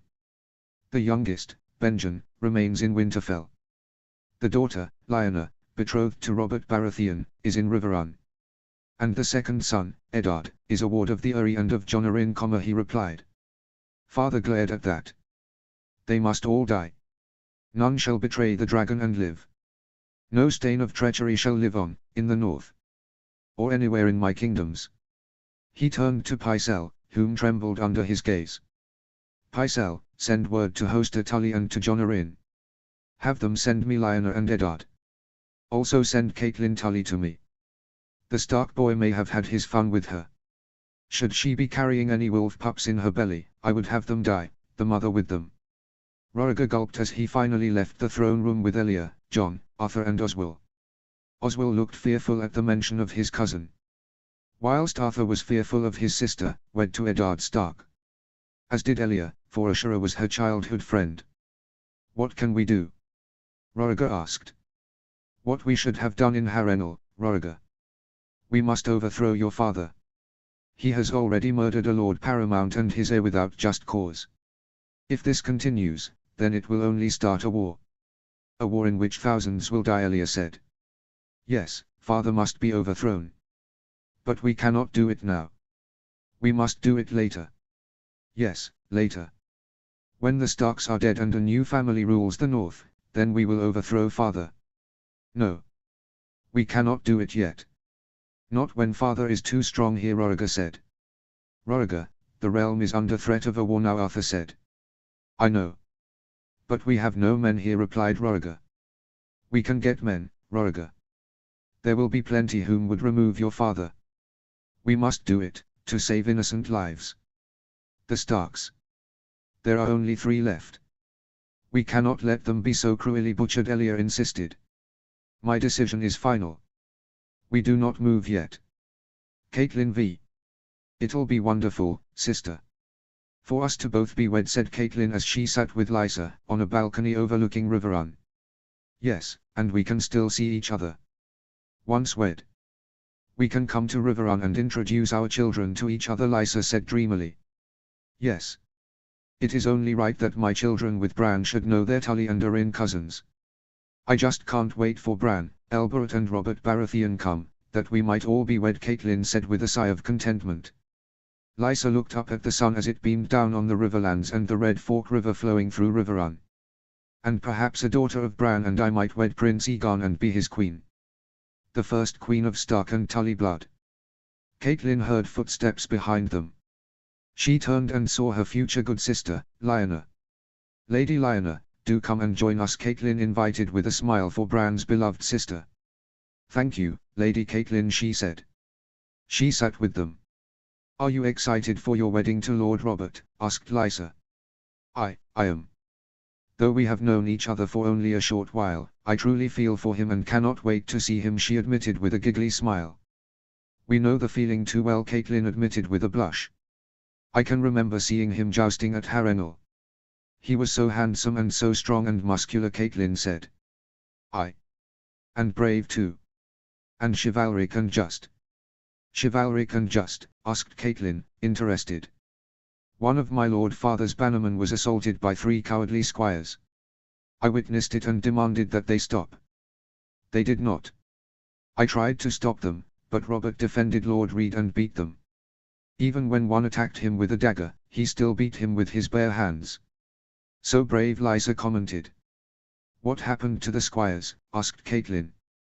Lord Reed, Robert and I found out that they were squires of Sir Hosteen Free, Sir Leslin Hague and Sir Boros Blount. Robert defeated all 3 of them in jousting, and when he returned their horses to them, his condition was only that they teach their squires honor. Catelyn smiled with a nod. You are fortunate to have such a brave and daring husband, to do such a thing in your name and the name of your father's bannerman, she said. And whom will one day answer to my eldest son with Bran? Will you join us later for sowing? Lysa offered. I fear not. I know not how to sow. Catelyn couldn't believe what she had just heard. How can she not know how to sow? All ladies should know how to sow. How is such a thing possible? She asked. My mother died when I was young, half of Edmure's age. She never taught me. And father never brought any septars to Winterfell to teach me how to sew or about the 7, she explained. So that is why she is more interested in Uncle Bryndon's stories. I can understand why. She grew up with 3 brothers, a father and no mother. It is no wonder that she has little interest in womanly activities as opposed to the martial activities favored by men. They turned around when they heard a few sets of footsteps behind them. Catelyn turned and saw father, Uncle Bryndon and Edmure. She smiled. But then she saw the frowns on the faces of father and Uncle Bryndon. What is it? What's wrong? Father? Uncle Bryndon, asked Catelyn. Father took a deep and trembling breath as he stood in front of them, and with Uncle Bryndon stood by his side. I have some very terrible news, he said. What is it, father? Asked Lysa. Ricard and Brandon. They are dead. They were murdered by Commander Varys the Mad. Catelyn gasped. No. She felt her lips tremble as she tried to say something. But no words escaped from her mouth. All that escaped her were tears from her eyes. My lady, Uncle Bryndon tried to say something to Lyanna. But she ran. She wept and ran from the balcony and downstairs. Shortly followed by Catelyn. Catelyn wept and panted as she walked to her bedchambers. She had not wept this much ever since mother had died. She was a girl of 11 when mother had died, giving birth to a stillborn son. After her death, Catelyn had turned to the 7 for comfort and for the hope of mother being at peace. But now, all seemed to have been taken from Catelyn. Aerys had murdered Bran. She loved him. And he loved her. She fell on her bed, gripping her bedsheets and holding on to her pillow. Bran. My poor Bran. May you be at peace, my love. I will pray for you for the rest of my life. I swear it. As for you, Aerys Targaryen, I pray that your end will be long and painful. 7 Forgive me, but your sins have gone too far. You are a monster that deserves to die. For all the evil that you have inflicted on the 7 kingdoms. She heard a knock on the door. Cat. It was Lysa and Ed Muir. Go away. Just leave me, Caitlin begged. Only for them to open the door. Lysa ran to her and hugged her. Cat, I'm so sorry, she whispered as she held on to her. Caitlin could only weep in reply as she held on to Lysa for dear life. She kissed her forehead. It'll be all right, Cat, said Lysa. How can it be? When that evil murderer is still king. He whom murdered Bra and his lord father, a lord paramount. No other king has done such evil things. May the seven strike him from this world forever, Caitlin muttered. I pray for his long and painful end. Notes. Roriger is as indecisive as ever, and cannot bring himself to do the right thing. Whilst Caitlin and Lyanna are brought low by the devastating news. Chapter 58, Winter is Coming. Summary. Ned and Ashura arrive in Winterfell, but to ill news. Ned turns to the old gods for guidance. Notes. See the end of the chapter for notes. Chapter text. Ashura 9. Sat in the wheelhouse provided to them by Lord Marndale, Ashura admired the landscape of the north as they traversed on the Valyrian roads heading to Winterfell. She marveled at the great roads that the wheelhouse travelled on. Melted rock and stone reinforced by oil and raised a few feet above the ground, she thought it incredible. Ricard is an incredible and visionary man. To have built the Kalin Canal and to have built these Valyrian roads across the north. And yet, the south does not see the potential that the north has. They see the north only as a grey and empty wasteland. But as Elia looked through the window, she shivered when she felt another cold wind breathing through the gaps of the wheelhouse doors. She shivered as she hugged her furs closely and rubbed her arms and wiggled her toes. Being a Dornish woman and having spent the last few years in King's Landing with Elia in the capital, Ashura was very unused to the cold. Gods, just when I thought that there was nothing nearly as cold as the Uri, she thought as she wondered when this journey would end. Ashura wrapped her fur cloak around her shoulders, as though it would make her warmer. Though it had no effect as it had done in the past several times that she had done it in attempt to warm herself. How are you, Ash? Ashura turned to the window. She beamed when she saw Ned, riding on Frostfoot alongside the wheelhouse. It is still very cold, she replied with a shiver and a redness on her cheeks. It will be much warmer in Winterfell. I can promise you that, he said assuringly. I hope so. Until then, I can join you and help warm you up. Ned offered with a smile. Ned. Gods, what have I done to my sweet and innocent husband? Ned climbed off of Frostfoot and let one of their escort take him whilst he joined Ashura in the wheelhouse. Ashura sighed in contentment as Ned wrapped his arms around her and she felt his warm touch. He kissed her gently on the lips and stroked her smooth cheeks with his rough and calloused hands. How are you now? He asked. All the better now that you're here, she replied before kissing him again and holding on to him and feeling a rush of warmth as they held each other closely. I once met a wilderling whom said the best ways to warm yourself is to keep on moving. Walking and running are all good, fighting is better but fucking is the best, he said. Ashura giggled at his words. And what when there are no women around? She asked. I asked him the same thing. And his answer? Ashura asked, curious. He said that you make do with what you've got before he slapped my ass, he replied. Ashura giggled at that before shaking her head and kissing Ned. Why do any of that when I've got you right here with me? She asked with a beaming smile before kissing him again. She felt his hands stroke her face gently as they kissed and held their warm embrace. When they finally broke from the kiss, only to breathe, Ned stroked her cheek once again before gently touching her nose. And how are you now? Oh, I am burning with desire and love for you, she replied with a seductive smile. Ashura stayed wrapped in Ned's arms. She closed her eyes and rested. She only opened her eyes when she felt Ned shaking her gently. Ash. Home. What? We're here. Ashura sat up and stretched her arms out. Ned climbed out of the wheelhouse first and held his hand out for her. Ashura gladly took his hand and held Ned closely to remain warm as she felt the cold, stepping onto the courtyard of the Great Keep of Winterfell. She looked up at the heights of the Great Keep. Gods, she thought. Winterfell was magnificent. In spite of the cold, she looked around the Great Keep, and at the first keep beside it. Both towered above the walls and towers in the surrounding area and the Winter City behind her. Statues of gargoyles and direwolves watched the courtyard, as though judging her. Ashura held on to Ned's arm as they walked together to the great keep. "It's much warmer inside," he said as the doors opened. At first, Ashura didn't notice. But as the doors shut behind them, she felt the warmth inside. It reminded her of being back in King's Landing. "How is it so warm?" she asked as she removed her fur cloak and stood at Ned's side. "Warm water piping, connected to a lake," he explained as he held her hand and they walked together. They came to what could only be the courtroom, where Ashura assumed that the kings of winter of old would hold court. "Ned." Ashura and Ned turned to see Benjen. He ran to Ned, weeping as he hugged him. "Brother, what is it? Why do you cry?" Ned asked as he held him. Ashura saw a maester stood by the doors, holding a letter in his hand. "Welcome home, Lord Stark," he said, his face grim and sad. "What?" Ashura turned to Ned, not believing what he had just said. "What's happened, Maester?" Ned asked, his voice trembling. "Your lord father and brother were invited to the capital. But, they were arrested and murdered on charges of treason." Eddard X. Eddard did not want to weep. He wanted nothing more than to rage. To bring his cold and wintry hatred against Aes. To avenge father and Brandon.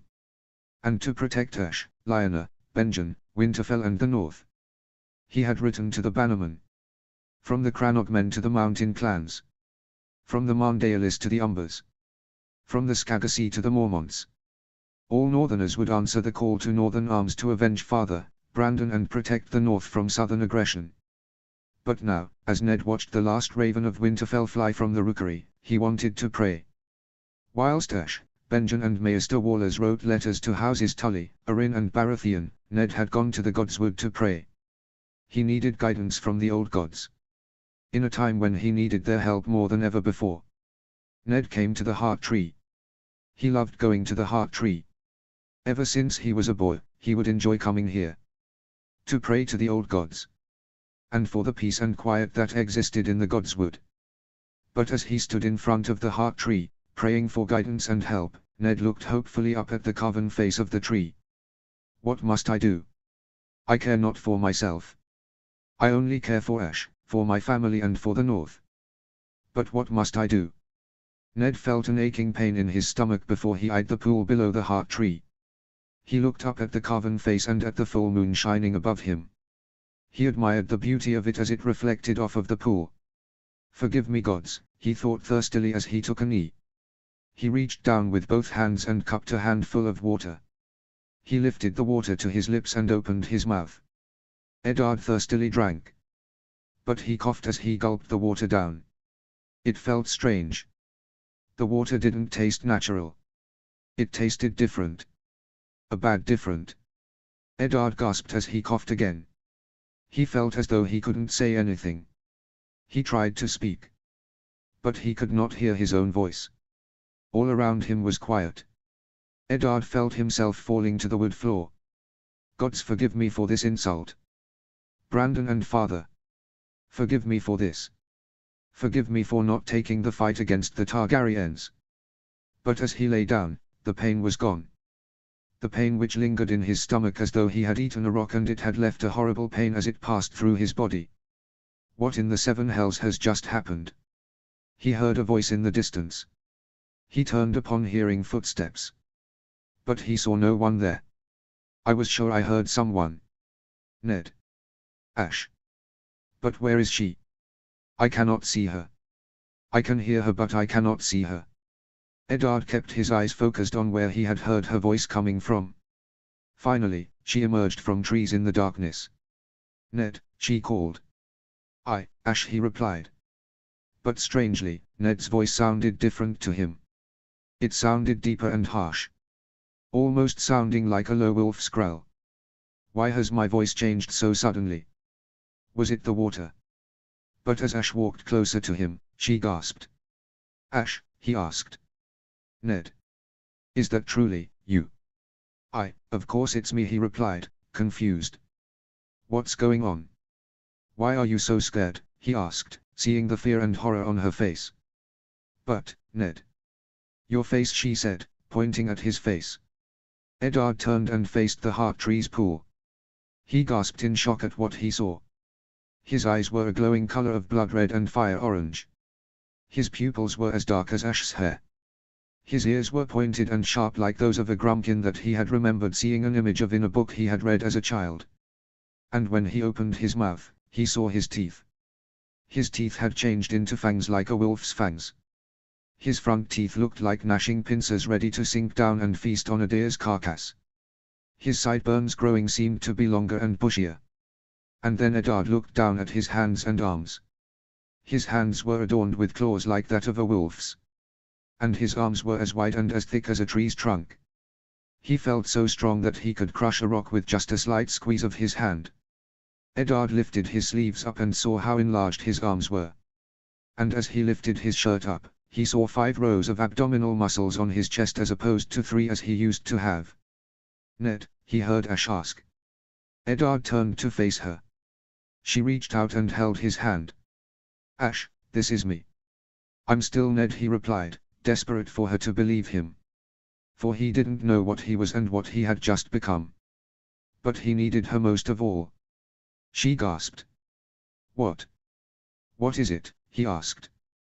"You've changed," she said. Eddard looked back down at the pool and then at his arms. She was right. He was back to normal. What was this? "How did this happen?" she asked. "I do not know. I drank from the heart tree's pool when I felt a thirst. Only for my stomach to ache in pain. The pain quickly subsided, though it was like nothing I had ever felt before. And then I heard your voice, but I couldn't see you. And then you came and saw what I had become." "Ash, please." "Ned," she asked, turning to face him. "I cannot lose you. I don't know what I have become or how I can change back to normal, but I am still the same man. I am still your husband. I still love you with all of my heart." Ash held both his hands and faced him. "I know, Ned. And I still love you. I will always love you. And you will never lose me. Whatever this is. Whatever you are, we will do whatever we can to do what must be done. Together. But first, we have to face Aes." "Aes?" "Yes." Eddard looked at a nearby rock and without thinking, stomped his foot on it. He yelped when he saw it crack. The entire rock cracked as though a shooting star from the heavens struck a mountain and the mountain crumbled to pieces. "Did you see that?" he asked. "I did." "Let's get back to Winterfell, Ned." "Why?" asked Eddard. "Let's see what you are from looking at books in the library. Whatever old legends there are about House Stark from the days of the Kings of Winter, there must be something on what you are. And we can also see what other things you can do." Notes. Ned is now a werewolf. Which I only think is fair, considering that the Targaryens once had dragons, a very unfair advantage in war. I think that you can agree. So, why not let the Starks be werewolves? Chapter 59, An Escape to Safety. Summary. The Arryns and Tullys make plans in view of the news from King's Landing. And Lyanna leaves Riverrun. Notes. See the end of the chapter for notes. Chapter text. Elbereth 6. Elbereth swung his shield across at Kyle's sword. The swing had disarmed him of his sword. Elbereth swung both sword and shield at Kyle's shield until it too fell from his grasp. "Nice fighting, Elbereth," Kyle said with a nod. Elbereth smiled before Kyle patted him on the shoulder. "Elbereth." "Kyle. Come." Elbereth was surprised when he turned to face Uncle John. He had thought to have one last spar with Kyle before he would join them to Riverrun, where he would wed Lysa. But when he saw Uncle John's face, Elbereth was concerned. He had never seen Uncle John look so angry. "Something is wrong. Very wrong. But it can't be something that I've done. This is very bad." Elbereth threw down his sword and shield and ran to Uncle John.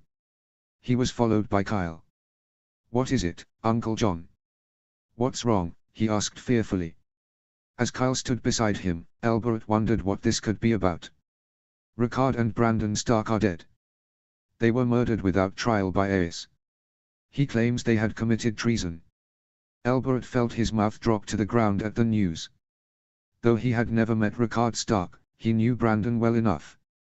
He was a friend from when they met in Harrenhal. And they were to be good brothers when they wed the daughters of Hoster Tully. And he was Ned's older brother. Ned, whom he saw as another brother like Robert. His father and his brother were both murdered. And by the command of a mad and deranged king. What of Ned? Asked Kyle. I do not know where he is. But what I do know is that Aerys sent a letter to me. He passed the letter to Elbert. Elbert saw the seal of the Targaryen dragon before he read the letter, showing it to Kyle so that he would read with him. To Jon of House Arryn, Lord of the Uri, Defender of the Vale, Warden of the East. Lord Arryn, you may have heard by now of the executions of both Rickard Stark and Brandon Stark. They both plotted against their king, by conspiring with the Triarchy against the Iron Throne. And when invited to the capital to discuss this peacefully, they attacked soldiers sent to escort them. It has come to my attention that you have in your household the second son of the traitor, Eddard. This is a royal warrant commanding that you hand over the traitorous son of the traitor that he may face a trial for treason. Yours sincerely, Aerys of House Targaryen. Second of my name. King of the Andals, the Rhoynar and the First Men. Lord of the Seven Kingdoms. Protector of the realm. Aerys has driven himself far too mad. Elbert gasped in disbelief as he lowered the letter before passing it back to Uncle Jon. Yes. And merely by demanding that I hand Ned to him, he has insulted House Arryn and the honor of House Arryn, said Uncle Jon. At least with Ned and Ashura gone, we have plausible deniability, should it come to it, Elbert pointed out. True. Though I have no wish to see another war, I will not ignore this potential threat to the Vale, he said. Will we go to war, Lord Arryn? Asked Kyle. No. At least, no army will march, yet. But we shall mobilize in case Aerys makes threats towards us, Uncle Jon explained. Uncle Jon left the training yard. Elbert sat down on the stands with Kyle. What now? Elbert wondered. War. Ned will never let Aerys get away with this, said Kyle. How many men can he muster, do you think? Elbert asked. 20,000 men, I think. Though what he does with such an army is anyone's guess, said Kyle. True. With such an army, he can stay at Moat Cailin and let Aerys' armies fall before them there, said Elbert. Especially since Rickard Stark had it restored before Aerys murdered him. Brynden 6. Brynden glowered as he read the letter from Aerys for Hoster. They had received the letter only an hour ago. It had taken Brynden that long to calm Hoster down from sending ravens to all bannermen of the Riverlands and joining the North in this conflict. To Hoster of House Tully, Lord of Riverrun, Lord Paramount of the Riverlands. Lord Tully, you will know of course of the executions of the foul traitors Rickard and Brandon Stark. It is well known that you were seeking to make an alliance with the traitors. Though of course, you can be forgiven for having no knowledge of their treason nor of their treacherous intentions. But now is the time for you to reprove your loyalty to your king. Lord Tully, you are directed to bring the traitor's daughter, Lyanna, to King's Landing. For he sought to whore her to my beloved cousin's son, Robert Baratheon, and turn him from his king. Furthermore, you are also commanded to bring your daughter, the Lady Catelyn, to King's Landing. I know that they were not wed, and you can be grateful that your daughter never wed such a foul traitor. But regardless, should he have taken her honor, whether willing or not, must be determined, for the dragon cannot have the treasonous spawn of traitors roam the realm. Yours sincerely, Aerys of House Targaryen. Second of my name. King of the Andals, the Rhoynar and the First Men. Lord of the Seven Kingdoms. Protector of the realm. Brynden wanted to go to drag Aerys to the Red Fork and to personally drown him for daring to threaten his niece. What madness would claim him so that he would think that we would so meekly hand Catelyn to that evil cunt? That evil cunt whom unjustly murdered two innocent men by burning them to death. The door opened and Brynden watched as Lyanna entered the solar, escorted by Maester Vimen. Thank you, Maester, said Hoster. He took his leave and closed the door behind him. Sit, please, my lady, said Hoster. Brynden, Hoster and Lyanna all were sat down at his desk. Hoster began by clearing his throat. I am sorry to say this, my lady, but your presence here endangers Riverrun, said Hoster. I am sorry, my lord. I truly am. With your permission, I will leave Riveron as soon as I am able and return home to Winterfell, she replied. No, I cannot let you leave if I have no assurance as to your safety, my lady. Which is why, tomorrow, Brynden shall escort you to Maidenpool and from there, a ship to Storm's End, said Hoster. Brynden nodded with a smile to her at that. She breathed a sigh of relief. But, Storm's End? Why not to White Harbour, my lord, she asked. All ships bound for the north will not dare sail there without risking the wrath of the Mad King, my lady, Brynden explained. Thank you, my lord. Sir Brynden. With your permission, I shall take my leave and begin to pack my things. Hoster nodded and she left. As she left, Hoster fumed in fury as he glanced at Aerys' letter one more time. Brynden took the letter and threw it in the fireplace before he could rage even more. Though it calmed down Brynden, it did no such thing for his elder brother, whom looked as though he was ready to fight Aerys himself. I want that fucking lizard's head on a spike. Hoster muttered, his voice trembling with hateful anger with every word he spoke. I would put his head on the spike myself, added Brynden as he sat back down. Hoster nodded with approval of that. But, brother, we cannot cause divisions in the Riverlands. Not when there are already divisions. With the Daearys, Moutongs and even the Wents as lickspittles to Aerys, said Brynden. Hoster fumed. I know. But I am reluctant to not provide support to Eddard Stark, whom gathers the northern armies to Moat Cailin, replied Hoster. Don't then provide information, said Brynden. Hoster looked up at him. On Aerys' armies, asked Hoster. Not merely that, but also on the battlefields. And where would be the best place to fight them? In landscapes where the terrain can be easily turned against them, Brynden explained. And I will go with them. You will, brother. In disguise. And once Lyanna Stark is safely delivered to my friend in Maidenpool. And then I will join her brother. And act as guide for him in the Riverlands and the Crown Lands, should it come to it, Brynden explained. Hoster nodded and shook Brynden's hand. Family, duty, honor, they said together. Lyanna ate. Riding past the pink stone walls of the town, Lyanna kept her blue shawl still over her hair. Looking around the marketplace on Petal, she rode closely with Sir Brynden. At times, she felt as though every man whom looked at her was an assassin sent by the Mad King. Don't be afraid. I am a Stark of Winterfell. And I am betrothed to a Baratheon of Storm's End. I must not show fear. She felt reassured in the presence of Sir Brynden. From the stories she had heard of him, the book passages she had read about him and the tales father had told her of him, Lyanna felt safe with him. Knowing full well that he was one of the greatest knights and warriors in the realm, as a veteran of over 30 battles. Whom are we looking for, Sir Brynden? She asked. An old acquaintance. His name is Davos, he replied. Acquaintance? Lyanna couldn't help but notice how he referred to him as an acquaintance but not as a friend or even as an ally. He is a smuggler. A very brilliant one. Pay him enough coin and he can smuggle castle-forged weapons and armor to pirates and bandits or expensive goods to scoundrel merchants whom want to sell them cheaply, Sir Brynden explained. 7 hells. But what would stop him from selling me to the Mad King? Sir Brynden turned to her. I was once leading a company of men to hunt after bandits plaguing along the King's Road not 5 years ago. When I learned that they were using riverboats to transport equipment and ill-gotten gains across the river and not using road, I snooped around and found Davos. He was about to be hung from the hangman's noose until I spared him and he told me where I could find the bandits, having delivered weapons and armor to them. He owes me for that. And even if he didn't, once he has been paid good coin, he never backs down from his word of the job he has been paid to do, he explained.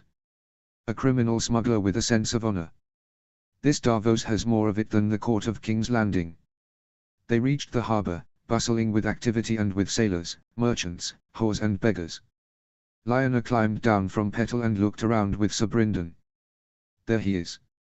Lyanna turned to see him nod towards a ship with a grey sails. It was a particularly unremarkable ship. It was a single-mast sloop with a large hull. Perfect for smuggling goods, Lyanna suspected. But also seemed to be the sort of ship that could avoid the law and sail past it like a ghost. Lionel followed after Sir Brindan until they reached the quay, where a man was sat on a crate and drinking from a bottle of Arbor Gold. Good drink that is, Davos. Might I ask where you got it? Davos turned to face Sir Brindan. Davos was dressed in simple green wool and wore a brown cloak over his shoulders.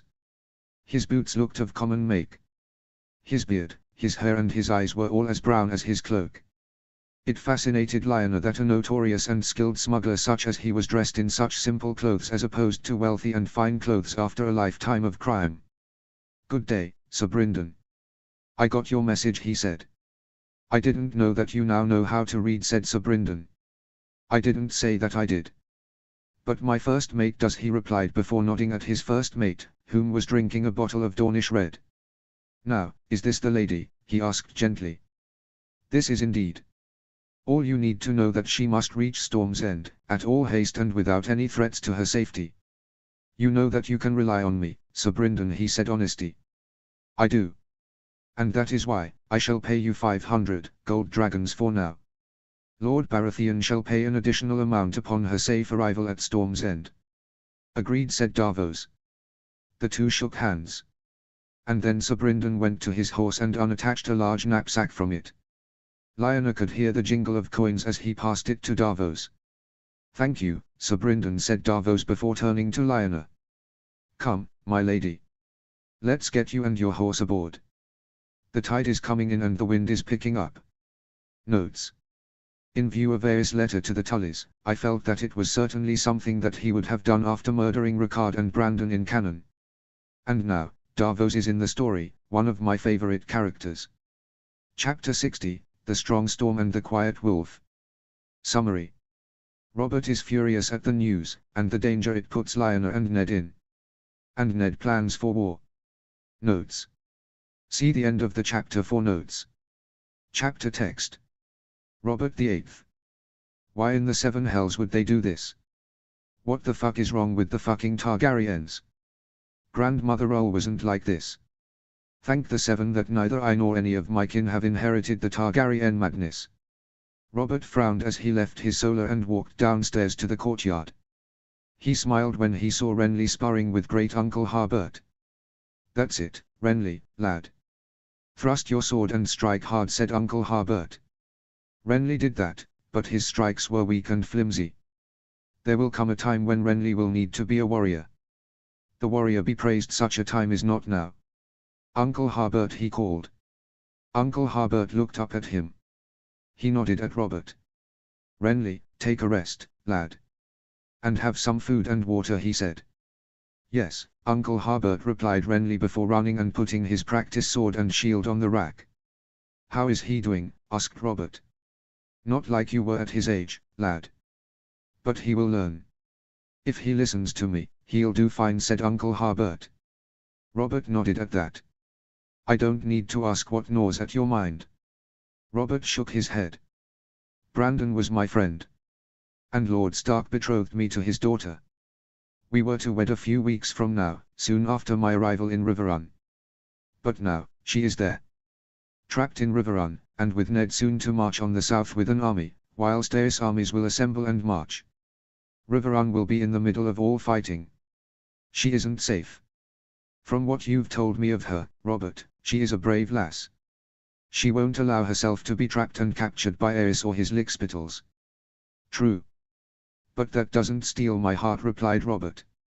Robert, tell me, do you trust Hoster and Brynden Tully? I've only met them once, but yes, I trust them, Robert answered.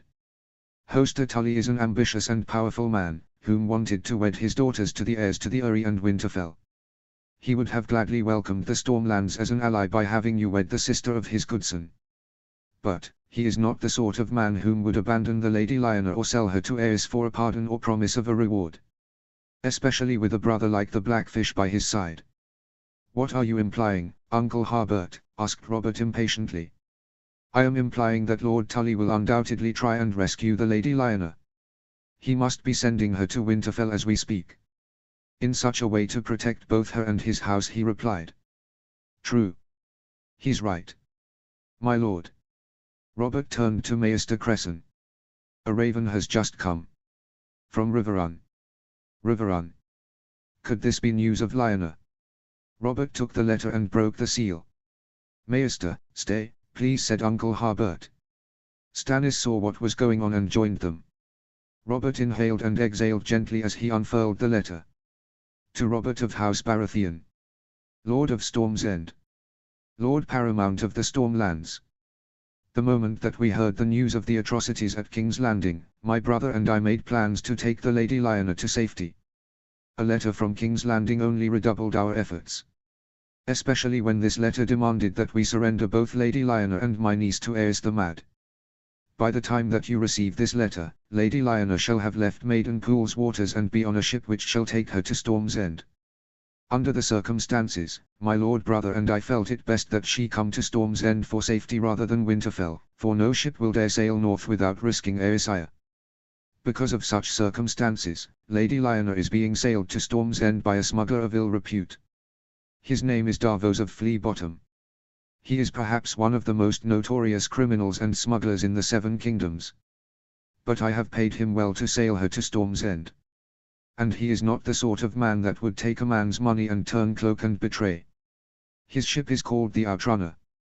By all appearances it is an ordinary ship and with grey sails. And it is a single-mast sloop. When the ship comes into view of Storm's End, they shall fly a flag of yellow and white to indicate it is that ship and it carries Lady Lyanna. I pray that this letter finds you well, Lord Robert. For I leave for war. I cannot ignore the threat Aerys has towards my niece and my family. Yours sincerely, Sir Brynden of House Tully. Thank the Seven, Robert thought as he finished reading the letter. The moment that he had heard of Rickard and Brandon's murders, Robert wanted to go to war and lead the banners of the Stormlands against Aerys. Until Uncle Harbert, Stannis and Maester Cresson advised him to not divide the Stormlands, while already many were divided between he and the ginger prick of Griffin's Roost. Robert passed the letter to Maester Cresson, who read it aloud for Uncle Harbert and Stannis whilst Robert thought of what he would do. I will follow his example. I won't lead the banners of the Stormlands. But I will go to the Riverlands. I will join Ned. I will fight for him, to avenge Rickard and Brandon and to protect Lyanna. And I will fight. Stannis. Uncle Harbert, said Robert. They turned to him as Maester Cresson completed reading the letter. You see, Robert. I told you that the Tullys would care for her, said Uncle Harbert. Yes, I know. But, first, I will act. What will you do, brother? Asked Stannis. I will go to war. Alone. Alone, asked Uncle Harbert. Yes. I will ride for the Riverlands. All eyes will spot an army from a mile away coming from the Stormlands. But none will see a lone knight and squire riding ahead, Robert explained. This is a very brave thing you plan to do, Robert. But it could cause untold harm to the Stormlands and House Baratheon should you be discovered, said Uncle Harbert. So long as he does not lead any army with him, all should be well, Stannis pointed out. Robert nodded at that before turning to Stannis. Stannis, you will rule Storm's End in my absence. Protect Lyanna when she comes. And if it is asked where I am gone, say that I have gone to the Eyrie to bring my bastard daughter to the Stormlands, Robert replied. Stannis nodded at that. When will you leave, my lord? Asked Maester Cresson. Soon, said Robert before he turned in the direction of the smithy, and to Donal Noye. Robert walked towards him. He saw him hammering at a dent in a breastplate from jousting. The broad-chested and flat-nosed blacksmith hammered with just one hand whilst ordering an apprentice to add more coal to the forge. "My lord," he asked, glancing out of the corner of his eye. "Donal. I need you to forge me a great suit of armor. The best armor you have ever made. And a hammer powerful enough to knock down a house." Donal chuckled at that. "An enormous war hammer. That will be a good challenge. I will be glad to forge it, my lord." "When do you need it by?" he asked. "As soon as you can," Robert replied. "As for the armor, that will take 6 whole moons, if not longer. But why not look at the old suits of armor your father and grandfather took into battle? They are still there in the old arsenal. I had to go there to forge suits of armor for your father and grandfather, basing them off that of your ancestors Ois, Rugger and Lenal." Doing as he suggested, Robert left for the old arsenal. It was a gallery in which the armor of great Baratheon warriors and knights were interred, at the base of the round hall. Robert found little reason to go to the old arsenal. Only going there when he wanted to admire the great Baratheon lords of the past and admire the armor they wore. Growing up, Robert's favorites were the Stormbreaker and Lenal. But now, he sought to emulate all great Baratheon knights and warriors of the past. To fight as a lone man of the Stormlands against whatever armies Aerys would send against the north. Robert reached the door to the old arsenal. He entered. And he admired the nearby armor of father and of grandfather. He touched the cuirass of fathers and held it against him. Too small, he thought. He felt the same when he came to that of grandfather Ormond's. But then he came to the armor of great-grandfather Lenal. The laughing storm, he thought before he held his cuirass against him. The cuirass seemed to measure well against him. To ensure it was, he adorned the armor himself. He smiled when it fitted perfectly. But he stopped when he saw the helm of the laughing storm. It was that of a huge armet and with stag antlers protruding from it. I can't use that. That will give away that I am a Baratheon. No, I need something simpler. Robert looked around and saw the helm of father. It was an armet, black in color and with a dent on it, from fighting against bandits when he was Stannis' age, Uncle Harbert told him. Father had kept it there, to remind himself how fortunate he was that day. Robert smiled when it fitted him well. He also took his gauntlets and greaves. I will honor you, father, and you, great-grandfather Lenal, by fighting against Aerys' tyranny. Eddard 11. A werewolf, Eddard thought as he held ice in one hand. The night that he turned into one, he and Ash had gone to the library. And upon reading books on ancient legends, they came upon one such book, that spoke of legends surrounding Brandon the Breaker, the son of King Brandon the Builder. The legends told of Brandon the Breaker as he whom allied with the king beyond the wall, Joramun, and together defeated the Night King and ended the long night. But it also spoke of all wolves of Winterfell, from the smallest wolf runt to the largest direwolf, all answering to Brandon the Breaker in battle, whether against wildlings or the undead. Tall tales described Brandon the Breaker as a werewolf, as the mythical king of wolves. And with this information, Eddard and Ash read what they could find on werewolves. The information they found told of how they were beasts of great power and that they were unstoppable in battle. Eddard tested this when he wielded ice in the training yard. He wielded it without issue.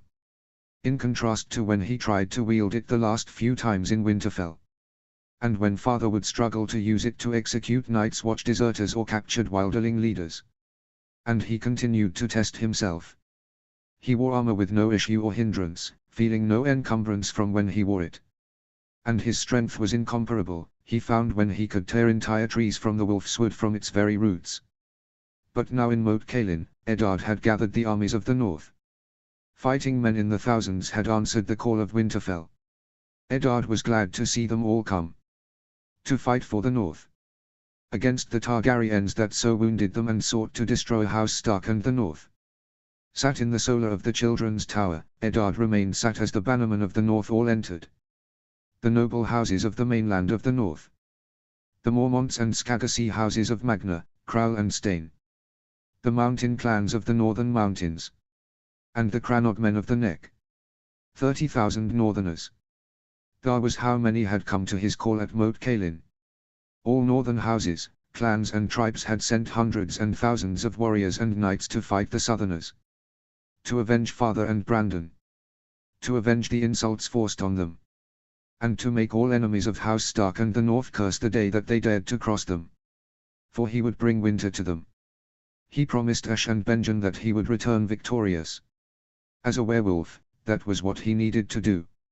Now, with the old gods on his side, the armies of the north behind him and as a werewolf, he would destroy all of Aerys' armies and remove his head. He planned to place Aerys' head on the gates of Moat Cailin as a warning to all southern aggressors. My lords, I thank you all for coming. I know my lord father would be honored to see all whom are here. They nodded at his words. I'm not the lord of Winterfell they thought to see inherit the north. But I am a Stark of Winterfell. And I will show the world what that means. We bring an army of 30,000 northerners here. But the question remains, Lord Stark, what do we do with this army? Asked Jorah Mormont. We stay here, in Moat Cailin. If we stay, we shall reinforce the north, and with the restoration of Moat Cailin complete, the neck shall be secured and no army will cross and invade, said William Dustin. What? Sit here and wait. Those are the actions of a fucking craven.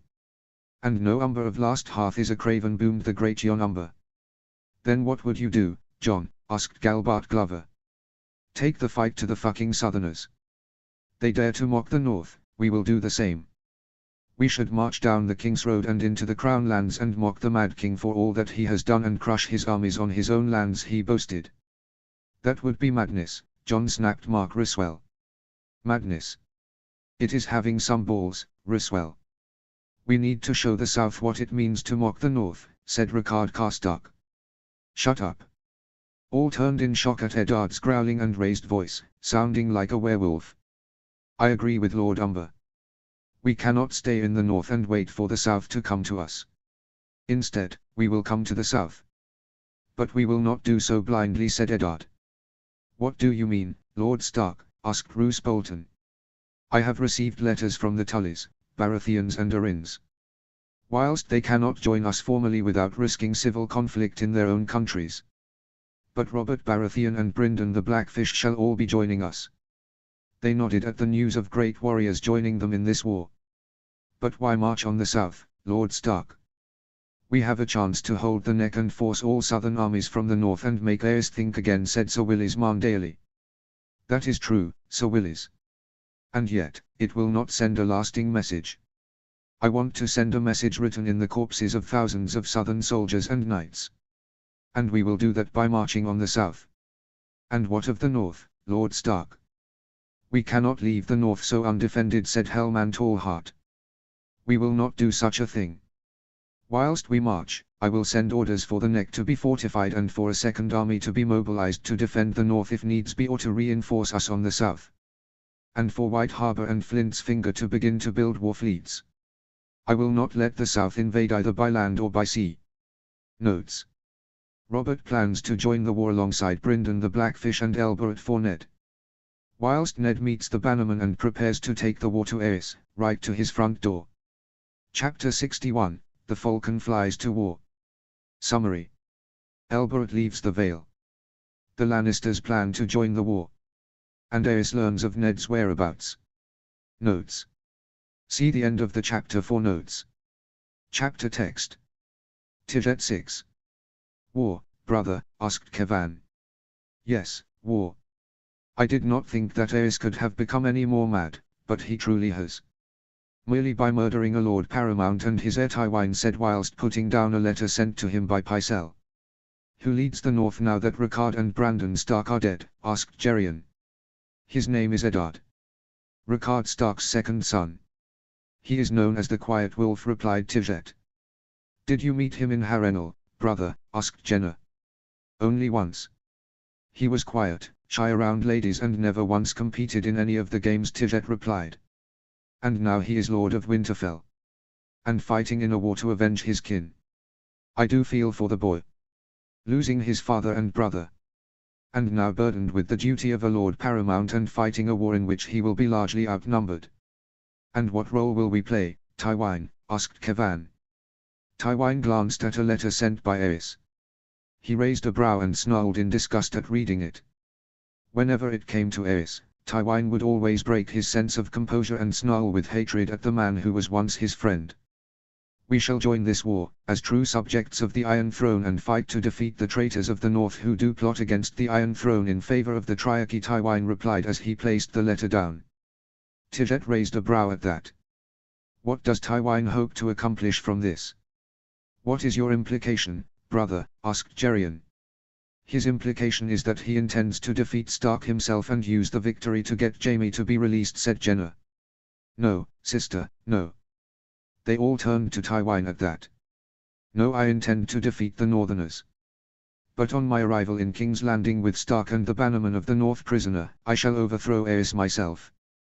Rhaegar shall be crowned king and Eddard Stark shall return to the North, alive and unmolested, and grant House Lannister concessions from the Cailin Canal. And I shall return to Casterly Rock, with Jaime and guarantees of a royal marriage between House Targaryen and House Lannister. Yes, that sounds like the sort of plan that Tywine would come up with. It is a good plan. And one that Aerys would never see coming. Nor Rhaegar. That's all well and good, brother. But none of this matters whilst it will take weeks to assemble an army and march it to fight the Northerners and invade the North, said Tijet. They are not in the North, said Tywine. What? Where are they? Asked Geryon. A letter reached me this morning. Eddard Stark has gathered the Northern army to Moat Cailin. I suspect that he will do one of two things. The first, he would wait out the war at Moat Cailin and let all southern armies march on the north and defeat them at the neck. Moat Cailin is perhaps one of the most defensible and impregnable places in the Seven Kingdoms, third only to the Eyrie and to Casterly Rock, said Tywine. A reasonable tactic. And one in which would do well against armies unused to the Northerners and the neck. No matter how many armies sent to attack Moat Cailin, the Northerners would throw us back at the marshes and kill us all. That's a fine plan. But what is the other? Asked Kevan. The other is that they march on the south, replied Tywine. Geryon and Jenna both chuckled at that. And what would you do? They all turned to Tijet. What, brother? Asked Tywine. If you were Eddard Stark, what would be your course of action? Tijet specified. Tywine hummed before pointing at a map of the Seven Kingdoms for all to see. Were I Eddard Stark, I would do the latter, he said as he kept his finger hovering above Moat Cailin. You would? Why? Asked Jenna. Because it is the last thing any sane man would expect. Even Aerys himself would be taken by surprise at such an action. I would march the Northern army through the Riverlands and into the Crown Lands, fighting all armies that Aerys sent at me. And every victory would be a humiliation to Aerys. Until he combines all armies into one enormous army. What then? Asked Kevan. Then I would feign a retreat to the north. With they in close pursuit, eager for a victory and for a battle. Until they reach Moat Cailin. And there, the overconfident greater army would be crushed when I use the lands and terrain of Moat Cailin against them, and finally, achieve a victory to end the war on my terms. Now that is clever. And works brilliantly. But Eddard Stark is nowhere near like my brother. So, what will he do? What do you think he will do, Tywine? Asked Tijet. The Quiet Wolf, they call him, Tijet. Tijet nodded. I doubt he will have a stomach for war. He is greener boy than warrior. He will run back to Moat Cailin with his tail between his legs at the sound of the war horns of the south. Elbereth 7. Joffrey, you don't have to come with me if you do not want to. Now I need you to think about this. This is a war in which I will have to fight in the shadows. I will not be wearing the colors of House Arryn. None must know of my presence on the battlefield, said Elbereth. I know, my lord. But I would go with you. I may be a boy, but I am a good squire. And I wouldn't be fulfilling my duty if I did not accompany you to war, Joffrey said proudly. Elbereth smiled proudly at him. You're indeed a good squire. The best that a man could have. Duncan the Tall would have been better off if he had you for a squire as opposed to Aegon the Unlikely, Elbereth replied with a smile before patting him on the back. Joffrey flushed at the praise lavished on him as he finished packing Elbereth's provisions onto his horse. Elbereth stroked the mane of his horse, whom he had named Pallister. My first war. I will not turn from this dishonor inflicted on my friend's house. Not when they are not guilty of treason. My lord. Elbereth hummed whilst Joffrey pointed behind him. Uncle John was stood by the stables of the Gates of the Moon. I suppose I should have seen him before I left. Elbereth had left the Eyrie with Joffrey and had left a letter for Uncle John to explain his leaving. Elbereth had planned with both Kyle and Jon to leave the Vale and ride for Moat Cailin to join Ned. He had already been corresponding with Jeffrey and Robert to join them. And now he was ready for war. He intended to leave once Kyle and Jon had finally arrived from Runestone. But now, Uncle John was here. I will not be convinced. I came with purpose. And I will fight with Ned for what is right. Elbereth walked to Uncle John. He looked at him with apprehension and disappointment. You leave without so much as by your leave. Have I raised you to do as you might wish without common decency? No, uncle. You have raised me to be an Arryn, replied Elbereth. Indeed, I have attempted to, and yet, here you are. Planning to leave. With others, I am sure, to join this war. I cannot leave Ned alone to fend for himself against Aerys and all armies he will send his way, uncle. He is my friend. Brandon was my friend. Lord Stark was a good man. A great man. Neither of them deserved the fate that Aerys forced upon them. And so, you go to war. Is that it? Do you think that by fighting in this war, that it will make much difference? Asked Uncle John. It is the right thing to do. In the name of honor and justice, for the North and for House Stark, said Elbert. And to his surprise, he smiled. You are doing the right thing, Elbert. I am proud of you. My only regret is that I cannot join you, with the armies of the Vale behind me, he said. Ned will understand, uncle. But what few troops he has against the many, I do not doubt that we can make Aerys curse the day he murdered Brandon and Rickard Stark. Elbert knew well why the Vale could not join this war. Not when there were houses loyal to the Targaryens in the Vale, all led by the Graftons. And the Graftons wanted nothing more than to rule the Vale and usurp House Arryn, Elbert had known for a long time. My lord. Elbert turned to see cousin Denys. Denys, who was an Arryn of a minor branch and had wed Elbert's cousin Alyssa. Because he was not close kin as Elbert, he was second in line to the lordship of the Eyrie behind Elbert, in spite of Denys being 10 years older than he and already wed and with a son, called Ronald. Denys. Uncle John asked with a smile. This letter has just arrived, he said, passing a letter to him. Uncle John broke the seal and unfurled the letter. He hummed as he read it and raised both brows. Goodness, he muttered. What is it, uncle? Asked Elbert. Uncle John looked up at him. Ned marches the Northern Army. It has left the Neck and is already passed by the lands of the twins. By the warrior. Ned is in the Riverlands. And with a large army at his back. He means to confront the armies of the south in the south rather than risk them coming to the north. Thank you, Denys, said Uncle John before pocketing the letter. Denys took his leave and returned to his post as keeper of the Gates of the Moon. Elbert now thought of what he would do when he, Kyle and Yon left the Bloody Gate and rode to join the Northern Army. You will go to the Riverlands then? Asked Uncle John. Yes, uncle. For Ned, for Brandon and for Rickard Stark. After all, it won't be difficult to locate an army of tens of thousands of men, he replied. No, indeed. Good luck, Elbert. May the Seven guide you. And may you return home safely, said Uncle John before patting him on his shoulder. Aerys has gone too mad now. He must be stopped before he destroys the realm for the sake of it. Rhaegar had the chance to overthrow his father at Harrenhal. Why in the seven hells did he not? If he had, they would still be alive. And the realm might actually know peace. Lucerys 7. Lucerys awoke with a start. The same as when he had tried to sleep the last few weeks. He feared that it was going to be like this forever. That he would not be able to sleep properly and peacefully again. And that his dreams would forever be haunted by the burning of Brandon and Rickard Stark. And when he ate, he could not look at meat without thinking of that day. His nose would stifle in disgust when he saw charred veal, cooked bacon or roasted lamb. He would only eat vegetables, fruit, bread and eggs at breakfast, lunch and dinner. He found it unsettling at how that day haunted his mind still. And he found it upsetting that still he served Aerys as his master of ships. When he arrived at the small council, he found he had arrived at the same time as Varys. Lord Varys, he greeted.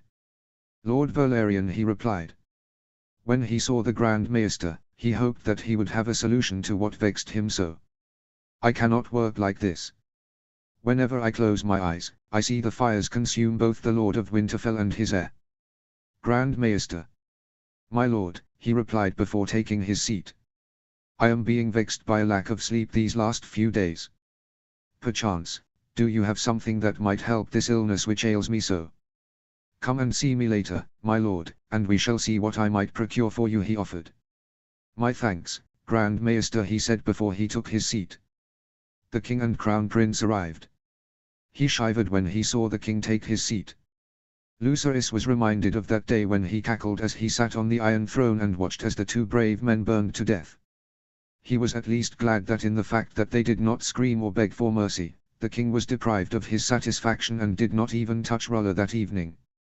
Welcome, my lord, said the king. His voice was pleasant and reminded Lucerys of the days when he was not a madman obsessed with burning all his foes. But no longer could Lucerys ignore what he had become. He had tried to put it aside for a long time. But now he could not do such a thing. "Your Grace," they greeted. The king glowered at his eldest son before he turned to Varys. "What news is there of the traitors, Lord Varys?" Lucerys turned to Varys, whom reached for a parchment from his pocket. "Your Grace, Eddard Stark has marched past the Neck and is currently marching on the King's Road," he said. Whatever Lucerys thought he would say, it was not this. It was a feeling shared by all those in the small council. Even the king's eyes opened wide at the statement. Gods! He is in the Riverlands. And with an army at his back. What in the seven hells does he think he is doing? Does he intend to outfight all armies of the south? He is in the Riverlands. Pycelle asked stupidly. Aerys rolled his eyes at his stupid question. "How many men does he have, Lord Varys?" asked Lucerys. 30,000, Lord Valerian replied the Master of Whispers. Aerys nodded before he turned to Sedrold. "Lord Commander, how many men have been gathered from around the Crown Lands?" "Sir Umriel has gathered an army of 35,000 men of the Crown Lands, the Riverlands and the Reach, my king. As well as local sellsword companies. All ready to fight the traitors, wherever they may be," replied Sedrold. "Excellent. Send word to him to have him march on the traitors forthwith. And for him to wipe them all out." "All of them," said the king. "And what of Eddard Stark, your Grace?" asked Sedrold. "I want him brought to me, alive.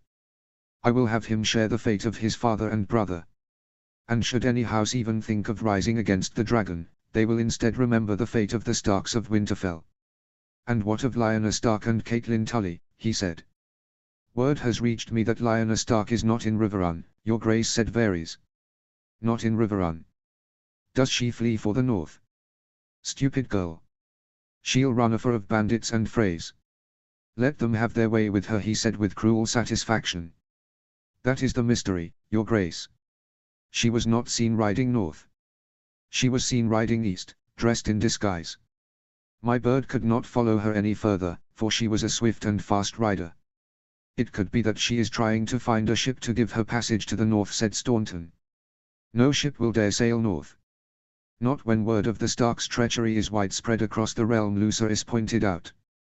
"Indeed. They will not give her passage, not if they want to live and serve the dragon," boasted the king. "But what of Catelyn Tully?" "Lord Tully has insisted in the strongest possible terms that this daughter's honor remains unstained and that the late traitor did not lay a hand on her," my king, said Pycelle. "The king issued a command for her to be brought to King's Landing." "To ignore this is treason," snapped Merryweather. Before the king could speak, Lucerys decided to intervene. But before he could, someone whom had kept quiet, intervened. "Your Grace, the priority remains to face the Stark army. We must face them first. Let Sir Umriel crush their army. And once it has been annihilated and Eddard Stark is brought here, then we can focus on rooting out what is left of the Stark's root of treachery," said Roger.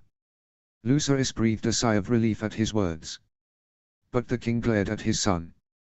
"I think so also, your Grace. Our attention must be on the army that does threaten your subjects. In a matter such as this, all eyes of the realm will be on King's Landing. Your subjects look to you in crises such as this, my king.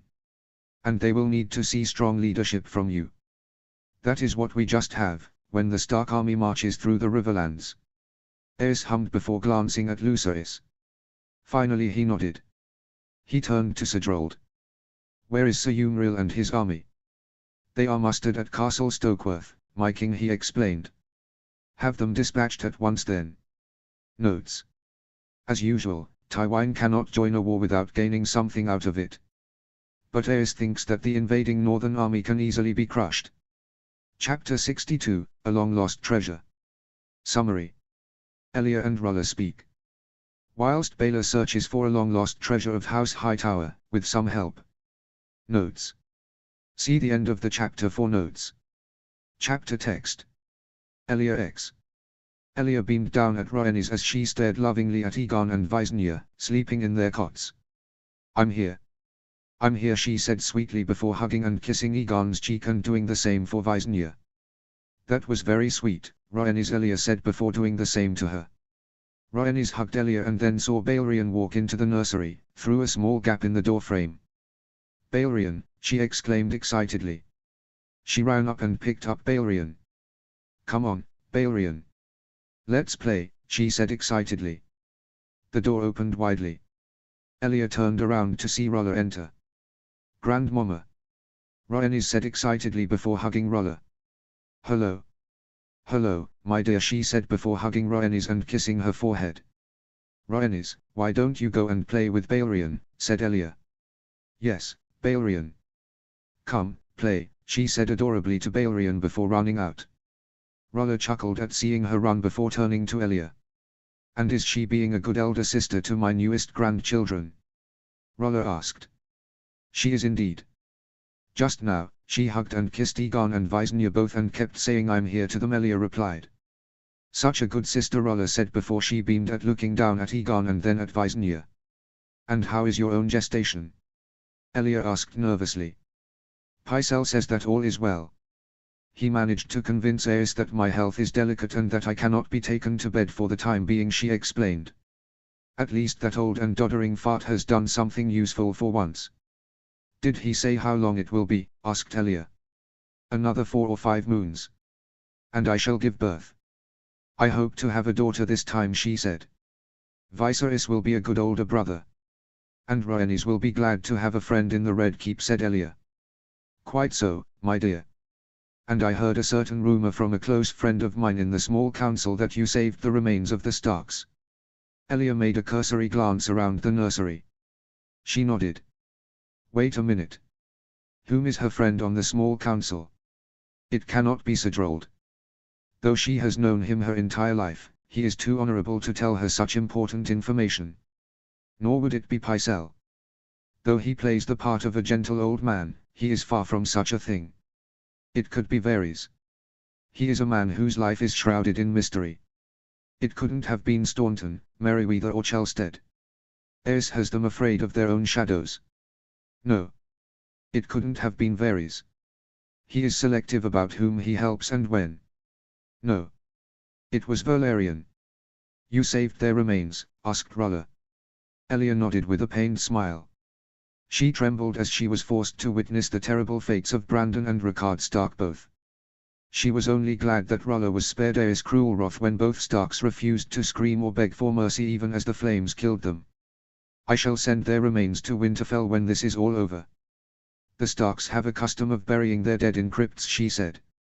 When Ash was eagerly courting Ned, they had read on Winterfell and House Stark together with books they had borrowed from the libraries of Harrenhal.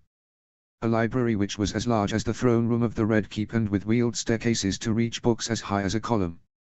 And have you spoken with Rhaegar? Rolla asked. I have, she whispered as they left the nursery and began to walk into the Red Keep's gardens. Elia made a cursory glance all around her as they set foot inside. Has he said anything? She asked. Elia didn't need to ask for confirmation on whom she spoke of. She shrugged her shoulders. What do you mean? Rolla asked. He keeps saying that this is the wrong war to fight, but he has no idea on how to end it. Rhaegar had plans to remove Aes during Harrenhal. What happened there? Asked Rolla with a frown. He was angered at being unhorsed by Baelor Hightower and jealous of him. Made worse when Aes insulted and mocked both him and me, more so him. It was almost as if he was trying to provoke him into attacking him. Baelor 7. This is a fine life. To search for treasures across the world. Of course one needs large amounts of coin to pursue such endeavors. But it is a thrilling life. To uncover long-lost treasures. As the heir to Old Town, Baelor had learned that the renowned Pentoshi treasure hunter, Nicholas Volinar, had made landfall in Old Town and was attempting to find the long-lost sword of House Hightower, called Vigilance. Volinar had agreed to his offer and on the 12th day of their search, they had come to the town of Tumbleton. On the outskirts of the town, near the ruins of what was once the house of the town mayor, was rumoured to have been the spot where Lord Ormond Hightower and Sir Brynden Hightower were both killed by the fearsome and hardy warrior, Lord Roderick Dustin, before the Lord of Barrowton died of his wounds, including losing his arm. And now, The men in Nikolos' employ, as well as local small folk, dug at the base of the ruined house and on the large piles of soil from which flowers and plants grew. "Are all of your adventures across the world so thrilling, Master Volinar?" asked Bela. Though he noticed that the treasure hunter did not have the same excitement as he. "Thrilling? Hardly the word. Yes, the search and the research does bear a certain excitement to it. This part I find the most dull. The suspense in waiting for the results from a suspected dig. For there are times when I have been unsuccessful at digs. Indeed, when I was searching for the crown of Egon the Conqueror in Dawn, it took many weeks of digging and searching until it was finally found." Bela looked from the small encampment that they had made. Lord Damien Footley had offered for them to stay at his castle, though Nikolos had politely declined. His reasoning being that he needed to observe the dig site up close rather than from far away. "How does one use the time whilst the dig is underway?" asked Bela. "Ah, that, Sir Bela, is a fine question. And the answer, it varies. From time to time, I would spend the time by looking through all of my records to make sure I was indeed in the right place." "That would be embarrassing if you discovered otherwise," Bela commented. "Quite," he said with a chuckle before they turned at hearing excited muttering from the diggers. "Milord! We found something," yelled out one of the local diggers. Both Bela and Volinar walked from their tent and to the dig site. They looked down at a trench, nearly 3 meters below their own feet. And one of the builders, he noticed, had a cut on his elbow. "Where did that come from, good man?" asked Bela. "From that there, milord," he said, pointing at something covered dark brown in color with soil, and dripping with blood. On a first glance, it looked like a stick. And yet, it looked particularly finely edged for a stick. Could this be it? "Use these." Bela turned to Volinar, whom was holding a pair of leather gauntlets. Bela placed them both on and was helped down into the trench by 2 of Volinar's men. Upon feeling his feet touch the ground, Bela reached up to the supposed stick. He gently wiped at the soil. And sure enough, upon clearing the soil off, the sunshine glimmered off of a smoke-gray metal, shaped like the point of a sword. Bela gasped at what he saw. "This is it. This is vigilance. Dig around that sword. And take extra care. Even after over a century of being under this soil, it still possesses a sharp edge," said Volinar as Bela was helped back onto the grass. "Yes, master," said one of his slaves. "Thank the 7 we have found it. This is truly a great day for House Hightower." The slaves and small folk retrieved the sword. Under Volinar's command, they cleaned the sword thoroughly. And Bela and Volinar both beamed at the beautiful sword they saw. Even Lord Footley had joined them to witness the historic event. Bela couldn't help but admire the hilt of the longsword. The crossguard was shaped like the high tower of Old Town. And the hilt and pommel looked like the high tower also, with the pommel shaped like the flames and the hilt shaped like the main body of the tower itself. And yet, the emeralds on the hilt and crossguard had faded after over a century buried in soil. "My lord father will celebrate this momentous occasion," Master Nikolos said. Bela. "Might I offer my congratulations on said occasion, Sir Bela?" politely offered Lord Footley. "Thank you, my lord. And thank you for your hospitality and allowing us to search for this long-lost sword," said Bela before the 2 shook hands. Bela soon journeyed back home to Old Town with Volinar. For all of House Hightower to see the recovered sword. For father to have the faded emeralds and gemstones to be replaced. And for father to suitably reward Volinar for his incredible discovery. In Father Solar, where his current wife, Rhea Florent, Garth, Gunthor, Humphrey, Denise, Layla, Alisan and Malara all stood with father and watched as Volinar presented vigilance to father. Father nodded to Maester Dorian. Maester Dorian hummed as he examined the blade itself. Before he looked at the hilt and crossguard before cross-examining with a book. "Well, Dorian?" Father asked. "My lord, this is it. This is vigilance." Bela smiled as he rested his back against the walls of Father Solar. "Thank the 7. A great artifact has returned home and shall be wielded by a high tower once again." Bela however dreaded having to face his good brother, whom he was sure might try to buy it from them. Or even the Lannisters. "Wonderful, what wonderful news, father said as he held up the longsword, whilst all of Bela's siblings all clapped at this news before father passed it to Garth, and they were soon taking it in turns to hold it. Generations of Hightowers tried to recover that sword after the end of the dance. But now it is finally come home. It is good that it returns home now. For the Reach is at war. What? War? Since when? Have the Ironborn begun to raid again? War? What do you mean, father? Asked Bela. Father held up a letter. This just came from Highgarden. All nobility of the Reach are to gather their armies and muster at Highgarden. Lord Tyrell seeks to join the war against the North, now that they have crossed into the Riverlands. Notes. The Hightower sword returns to House Hightower, just in time for Mace to call the banners of the Reach. And Elia explains Roriger's indecisiveness to Rolla. Chapter 63, To War. Summary. Ned is joined by his best friends. And now the war begins in earnest, in the Riverlands. Notes. See the end of the chapter for notes. Chapter text. Eddard 12. As Eddard sat and drank and ate with Elbert, Kyle, Jon, Willam, Mark, Howland and Jeffrey, he knew one thing to be absolutely clear. Neither they nor Robert could know. No one could know. Only he and Ash would know. If I tell more people, then there is more chance of word getting out. And people will think me a monster.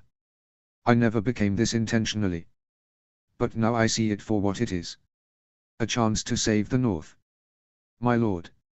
Eddard looked up at his squire, Ethan Glover, whom once was squire to Brandon before he was murdered. I, asked Eddard. Sir Brynden returns from his scouting expedition, and with Lord Robert Baratheon. Robert is here. Thank the gods. With him here, the southern armies will truly shit themselves. And none better than Robert and I to make them shit themselves. Eddard, Elbert, Jon, Kyle, Jeffrey, Howland, Mark and Willam all stood up and walked to follow Ethan. And they saw Sir Brynden climb down from his horse. And he was joined by a taller and far more muscular man wearing heavy steel plate armor. He removed his helm to show a young man grinning widely. Robert! Eddard roared.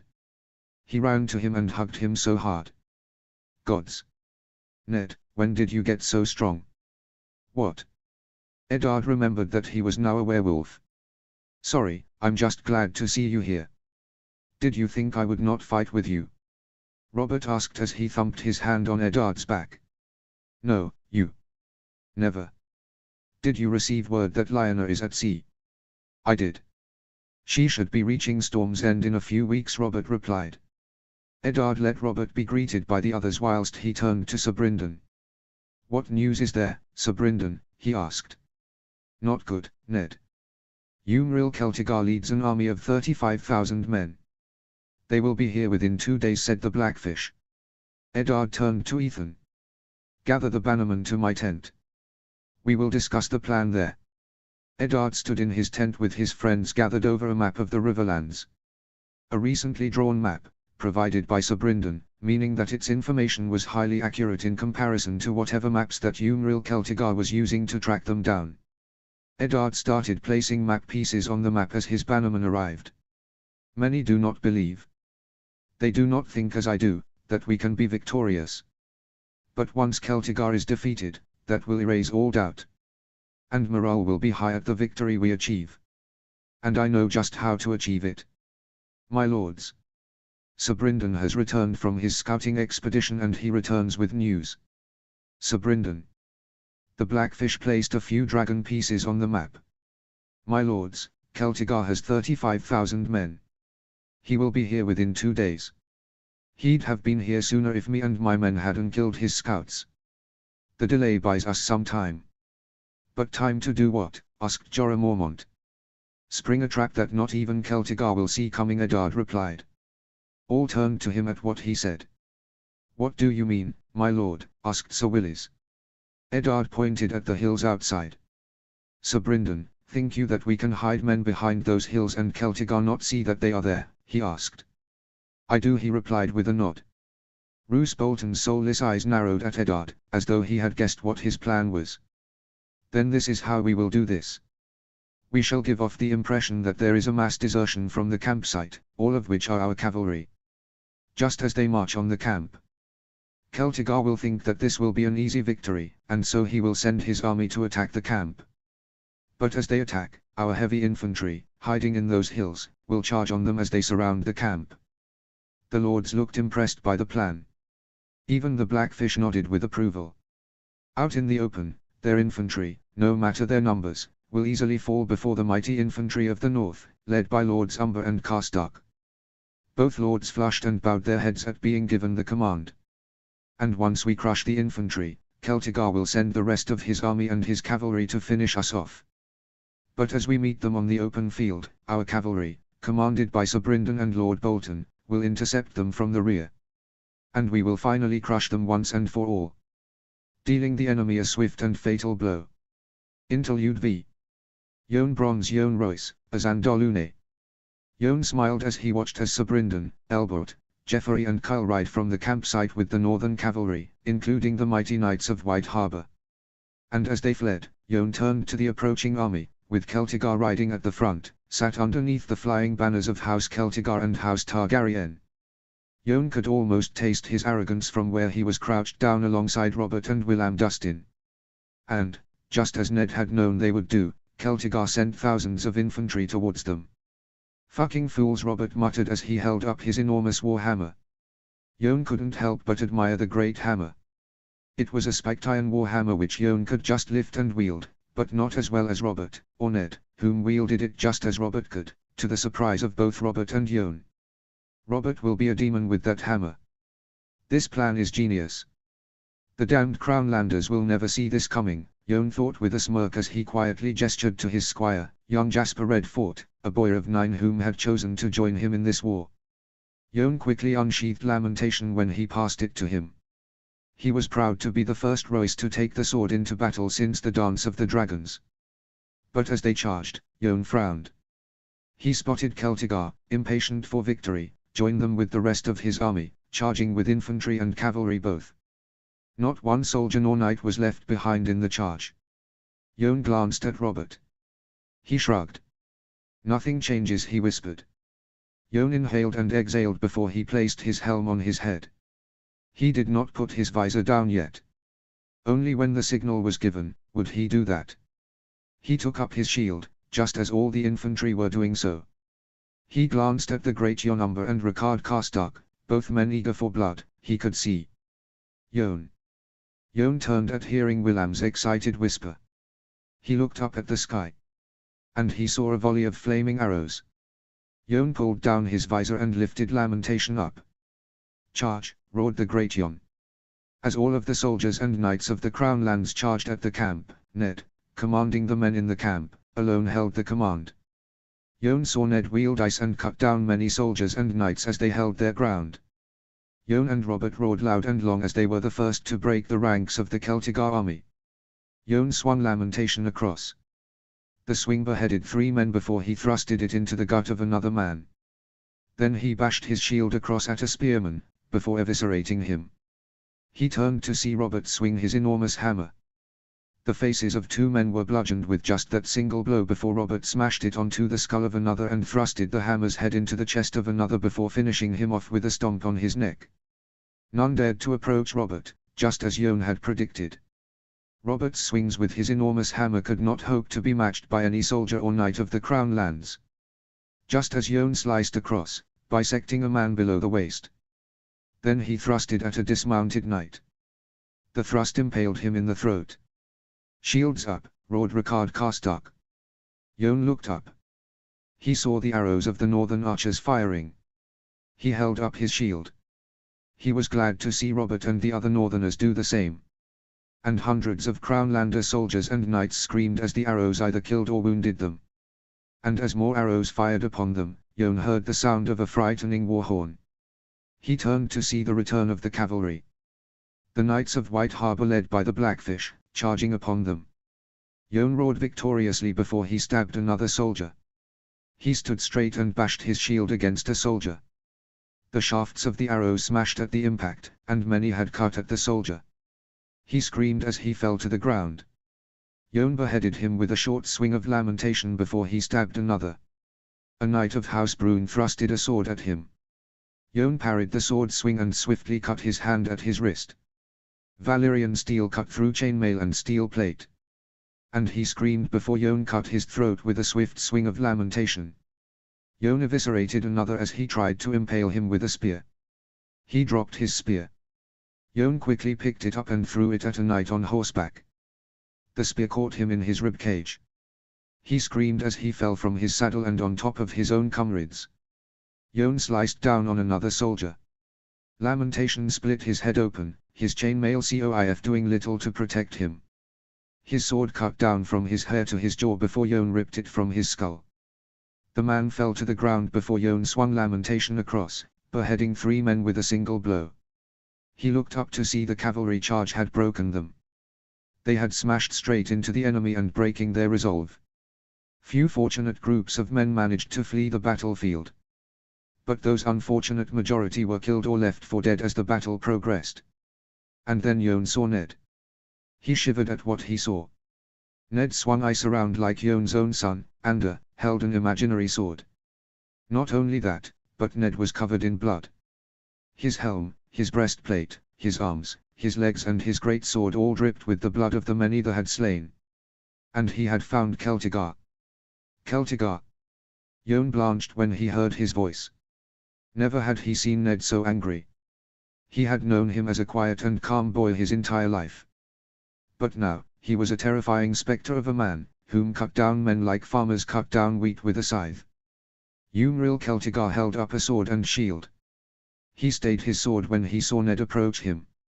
But then he foolishly attacked. Crabile! For House Celtigar and House Targaryen, he roared. But Ned dodged his swing and beheaded him. Notes. Defying all expectations, the Northerners have won their first victory. A crushing defeat for Aerys. But a morale-boosting victory for the North. Chapter 64, Panic in the Capital. Summary. The capital hears the news of the battle. Notes. See the end of the chapter for notes. Chapter text. Rhaegar 9. Rhaegar was stood with Elia, mother and Viserys in the throne room. Father had gathered all of the court and the local nobles of the crown lands into the throne room. Father was sat comfortably on the Iron Throne whilst the knight approached. Rhaegar rolled his eyes at the performance father was doing. What does he expect? That all of the nobility will praise him for defeating the Stark army. That they will never commit treason against him. That they will proclaim their undying loyalty to House Targaryen. What does he expect will happen? That he will turn into a dragon. Your Grace, Sir Aeron of House Wentwater, announced Sir Drold. The heir to House Wentwater nervously bowed to father as he stood in the center of the throne room. But whilst his apparent shyness and fears were on display, father's benevolent nature was also on display. Which he showed with a pleasant smile. Arise, Sir Aeron. And tell me, what news do you bring from the war against the northern traitors that do rebel against House Targaryen's rightful rule? Father asked pleasantly. Rhaegar noticed how Sir Aeron gulped at the question. Something is wrong. But what? Your Grace, the news is disastrous. We were defeated at the crossroads. Elia and Mother both gasped at the news. Mutters and whispers could be heard across the throne room at what he had just said. Whilst Father's smile vanished as quickly as it was replaced by a glare. Defeated? But that's not possible. How could they have been defeated? They had a majority of 5,000 more men. Silence! Father shouted for all to hear. All were quiet as Father glared at Aeron Wentwater, whom trembled under his terrifying gaze. Father gripped the sharp armrests of the Iron Throne as he faced down the young heir to House Wentwater. How was it that you were defeated? Father demanded. We came upon the Stark campsite at the crossroads, my king. We saw what appeared to be a mass desertion of their cavalry. Seeing the opportunity, Sir Umriel led an entire attack on the campsite, wanting to crush them once and for all. But then, asked Rhaegar. My prince, as we attacked, we were set upon by thousands of their heavy infantry hiding in the hills above us. And as they came to cross swords with us, their archers fired on us and their cavalry returned and crushed us from all sides. And what of Sir Umriel? Asked father. He is dead, my king. Beheaded by Stark himself. And what of the rest of the army, Sir Aeron? Asked Roriger. I led them to Castle Stokeworth, my prince. There remains a small force of 3,000, ready for battle. And I received word, soon before my arrival, that Eddard Stark has sent for our wounded men to be collected by Lord Stokeworth, a total of 5,000. Thank the gods he is a man of honor. But Roriger saw that father did not care at all. He glared down at Aeron Wentwater. You failed in your duty to your king. To wipe the traitors out, for all the world to see what does happen when one takes up arms against the dragon. Father snarled. Roriger was about to try and stop father going any further. But then, father stood from the Iron Throne. He turned to Sidrold. Gather the survivors of the fighting and have them brought to the capital. I want them ready for the next battle. And the reinforcements from the Vale and the Riverlands, when will they be here? In a week, perhaps 2, my king. Send word to Lord Grafton for him to join his forces with the remaining forces at Stokeworth. And send word that they will come under the command of Sir Jonnet Hoare and Sir Barristan. They will leave soon to assume command, he ordered. Yes, your grace. Father turned to Pycelle. Grand Maester, what is the word from the Lords Paramount? They gather their armies, my king, and await your word for them to march their armies into the war, he replied. Gods, this truly is turning into a war spread across all of the kingdoms. He nodded. Do it then. Have them bring their armies to King's Landing at once. Their king demands it. And with an army of tens of thousands of northerners marching on the capital. To murder their king and sack our capital, father muttered. As father left, Elia nudged Roriger. What? He whispered. Say something, she replied. She nodded in the direction of the gathered nobles and courtiers. Roriger stood in front of the Iron Throne. My lords and ladies. It distresses my father so, and all of House Targaryen, for his subjects to rise in rebellion against the authority of the Iron Throne. But rest assured, the war shall come to an end soon, and with the defeat of the terrible traitor, Eddard Stark, Roriger announced. Those gathered all applauded his speech before Roriger turned to Elia and mother. How did I do? You did well, Roriger, dear boy, mother said with a proud smile. Elia beamed at him before kissing his cheek. Roriger held her hand and kissed hers in return. Thank you, he whispered. Notes. Aerys is furious at the news of defeat. And Roriger has his first taste of power.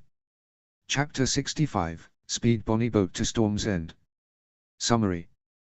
Davos sails for Storm's End. And the Lannister army assembles in the Golden Tooth. Notes. See the end of the chapter for notes. Chapter text. Lyanna 9. What would they think of me? Father and Brandon. I hope they are proud of me. I can't believe that I actually considering running away at Harrenhal. Since leaving Maidenpool aboard Davos' ship, Lyanna had had plenty of time to reflect on the last times she had met and talked with both father and Brandon. She was glad that she had been on good terms with them. And that she hadn't been on bad terms after the many times she had argued against wedding Robert. Lyanna looked out of the window of her cabin. She could see the calm narrow sea. Or was it the Straits of Tarth? Or Shipbreaker Bay? Lyanna did not know. She heard a knock on the door. Enter. The door opened. There was Davos of Flea Bottom. Though a smuggler, he was one of the most pleasant men she had ever met. Lyanna was surprised by the smuggler. She had concealed a dagger since her coming aboard. But had been surprised by the fact that she had never needed to use it. Milady. This is it. We are at Storm's End. Gods, truly. Lyanna stood up from her chair. She walked to the doorway and followed him. Lyanna followed Davos to the forecastle of the Outrunner.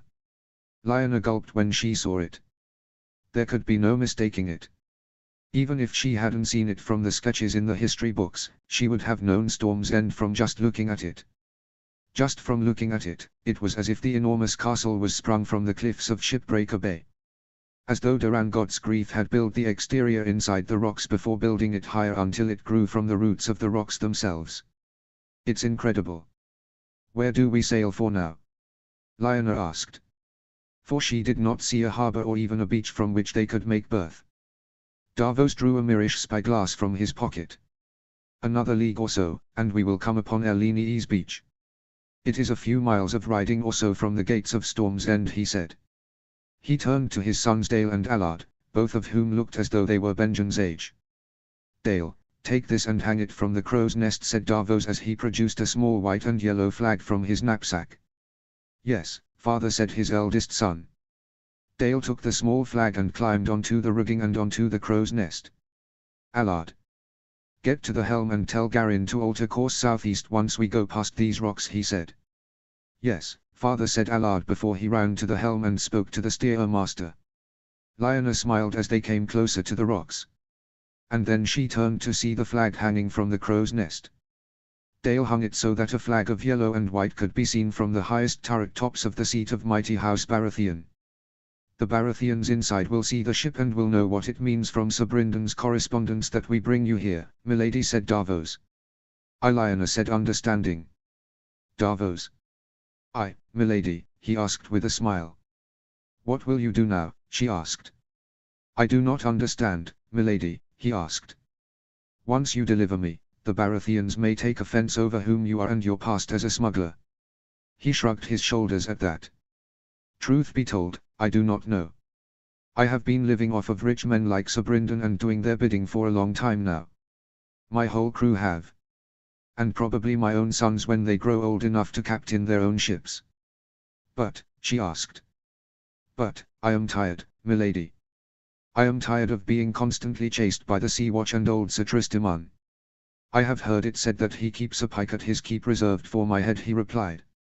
Lyanna saw the frown on his face as he said it. In spite of being a smuggler, he is a good man. A very good man. He deserves better than this. Perhaps Robert can reward him with a pardon. As they passed by Storm's End, Lyanna continued to admire it still. It looks every bit as foreboding as the books described it. And the sketch did not do it any justice. After Moat Cailin, Storm's End must be one of the most impenetrable places in the Seven Kingdoms. Lyanna smiled as she looked at the great walls. And the round tower standing tall against the chilling winds, as though still the sea god and the goddess of the wind of legend still tried to destroy it out of spite. She was certain that Aes the Mad would never get her there. She turned to Davos. Davos. Once we arrive, I promise that I will speak on your behalf and have you rewarded with a pardon. He spluttered at the words she spake. A pardon, milady, he asked, stunned at what she had just said. You are a good man, I can see that. In spite of all that you have done, I can see that you are a good man. Better than many of the nobility I have met my whole life. I can honestly say that if more men were like you, then the world would be a better place, she said. He flushed at the praise given to him. Milady gives me too much credit. But, is a pardon possible, he asked. I am sure it is, she replied with a kind smile. You deserve a pardon. For all that you have done for me. Lyanna caught sight of Eleni's beach. They quickly made landfall there. Davos personally rowed her to shore whilst Dale and Allard brought Petal ashore. Petal looked happy to finally be free of the hull where she had been tied. Whilst Lyanna had made the effort to see her every day, it was Allard and Dale whom cleaned up her messes and fed her. There, that's better, isn't it, Petal, she asked before kissing her face. Petal neighed quietly at that. Thank you both, said Lyanna. Milady, they both said with a bow of their heads. Milady. Lyanna turned to Davos. He was pointing in the distance. She saw a party of riders. All dressed in armor. And one held the flag of proud House Baratheon. As they came closer, Lyanna got a better look of them. At the head, was a young man, perhaps Ned's age. Lyanna instantly recognized him. It was Stannis, whom she had met several times at Harrenhal. And the other was a tall and muscular man. He was clearly a Baratheon from the color of his hair and his hardy and muscular stature. From the stories that Robert told her, she knew whom this was. This was his great-uncle Harbert. The man whom taught him how to fight, and the man whom would regale him with great tales of the Baratheons of Storm's End. Lord Stannis, said Lyanna once she was climbed atop of Petal. Lady Lyanna. Welcome to Storm's End, he replied with a nod. Yes, welcome, my lady.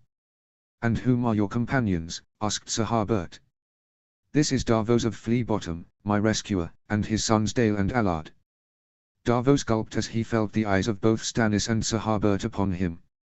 The tales they tell of you, Davos, is that you are a man whom has never shied from breaking the law, said Stannis, leaning in on his horse. Lyanna opened her mouth to stop him from drawing his sword. But, you have done House Baratheon a great service, Davos. If you come with us, I will ensure that you are properly rewarded for your service to both House Baratheon and House Stark, said Sir Harbert. Lyanna beamed at the news. She turned to Davos and his sons. They exhaled with great relief. And they followed after them as they journeyed to Storm's End. Tijet 7. Tijet walked with Geryon to the walls of the Golden Tooth. Gods, look at them all, Geryon muttered. I haven't seen this many men of the Westerlands all gathered together. Not since